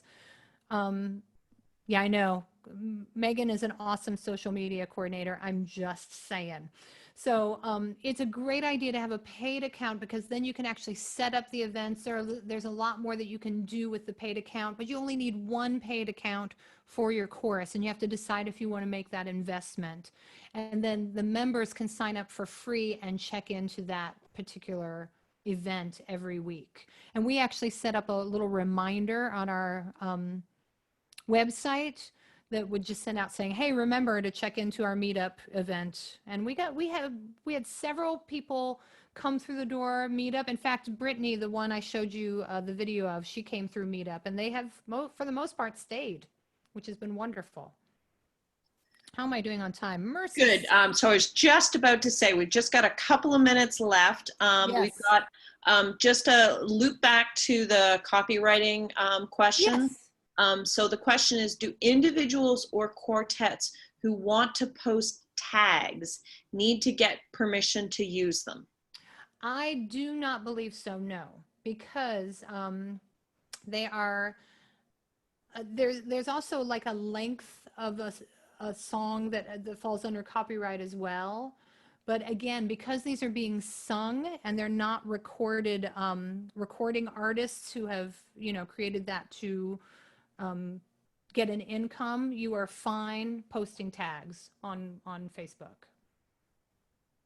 Great. We just got about 2 minutes left in the session. I'm going to go through this very quickly if I can. Is that okay, Yeah, Chris? Are we good? absolutely. Okay. just going to go through, and this honestly may have more relevance to in the far future when we're able to meet together again. But something else that has really worked for our course, especially connecting to the community with marketing, is working with sponsorships and community partners. We were a member of the Chamber of Commerce for a while, and it was cool because different members would host different meetings. So when we hosted a meeting, we would sing, and we'd had a lot of people who would want to use us in performances then. Partnering with newspapers, we had a partnership with the local public television station, which was amazing because we gave them advertising at our events, and they actually would do commercials for our shows on their television station, which was wonderful. Partnering with arts entities, with local choirs, with schools and educational events. And sponsorships are where people provide the chorus actual financial support in exchange for advertising, in exchange for free performances, and that can be year by year. And oh, is JD Crow one of the fake Sue Melvins? Aha! I should have known. And then partnerships really don't, money doesn't exchange hands, but it's more like, you know, we'll give you support, we'll provide a free performance, and you'll provide this for us. And it's kind of just working together to further the chorus image and the agenda through the community. So a lot of volunteer opportunities and stuff like that. We have found them to be amazingly helpful, especially with local performances, and to just get our name out there in the community and get connections. So you'd be amazed at the entities that would love to partner with you and how you can both grow through sponsorships and partnerships. Woo! Right on time, Christine. Well done. The other two things we'll talk about next week. Yes, perfect. Okay, and Megan, so your input has been wonderful. Thank you so much for continuing to bring all that to us. excellent.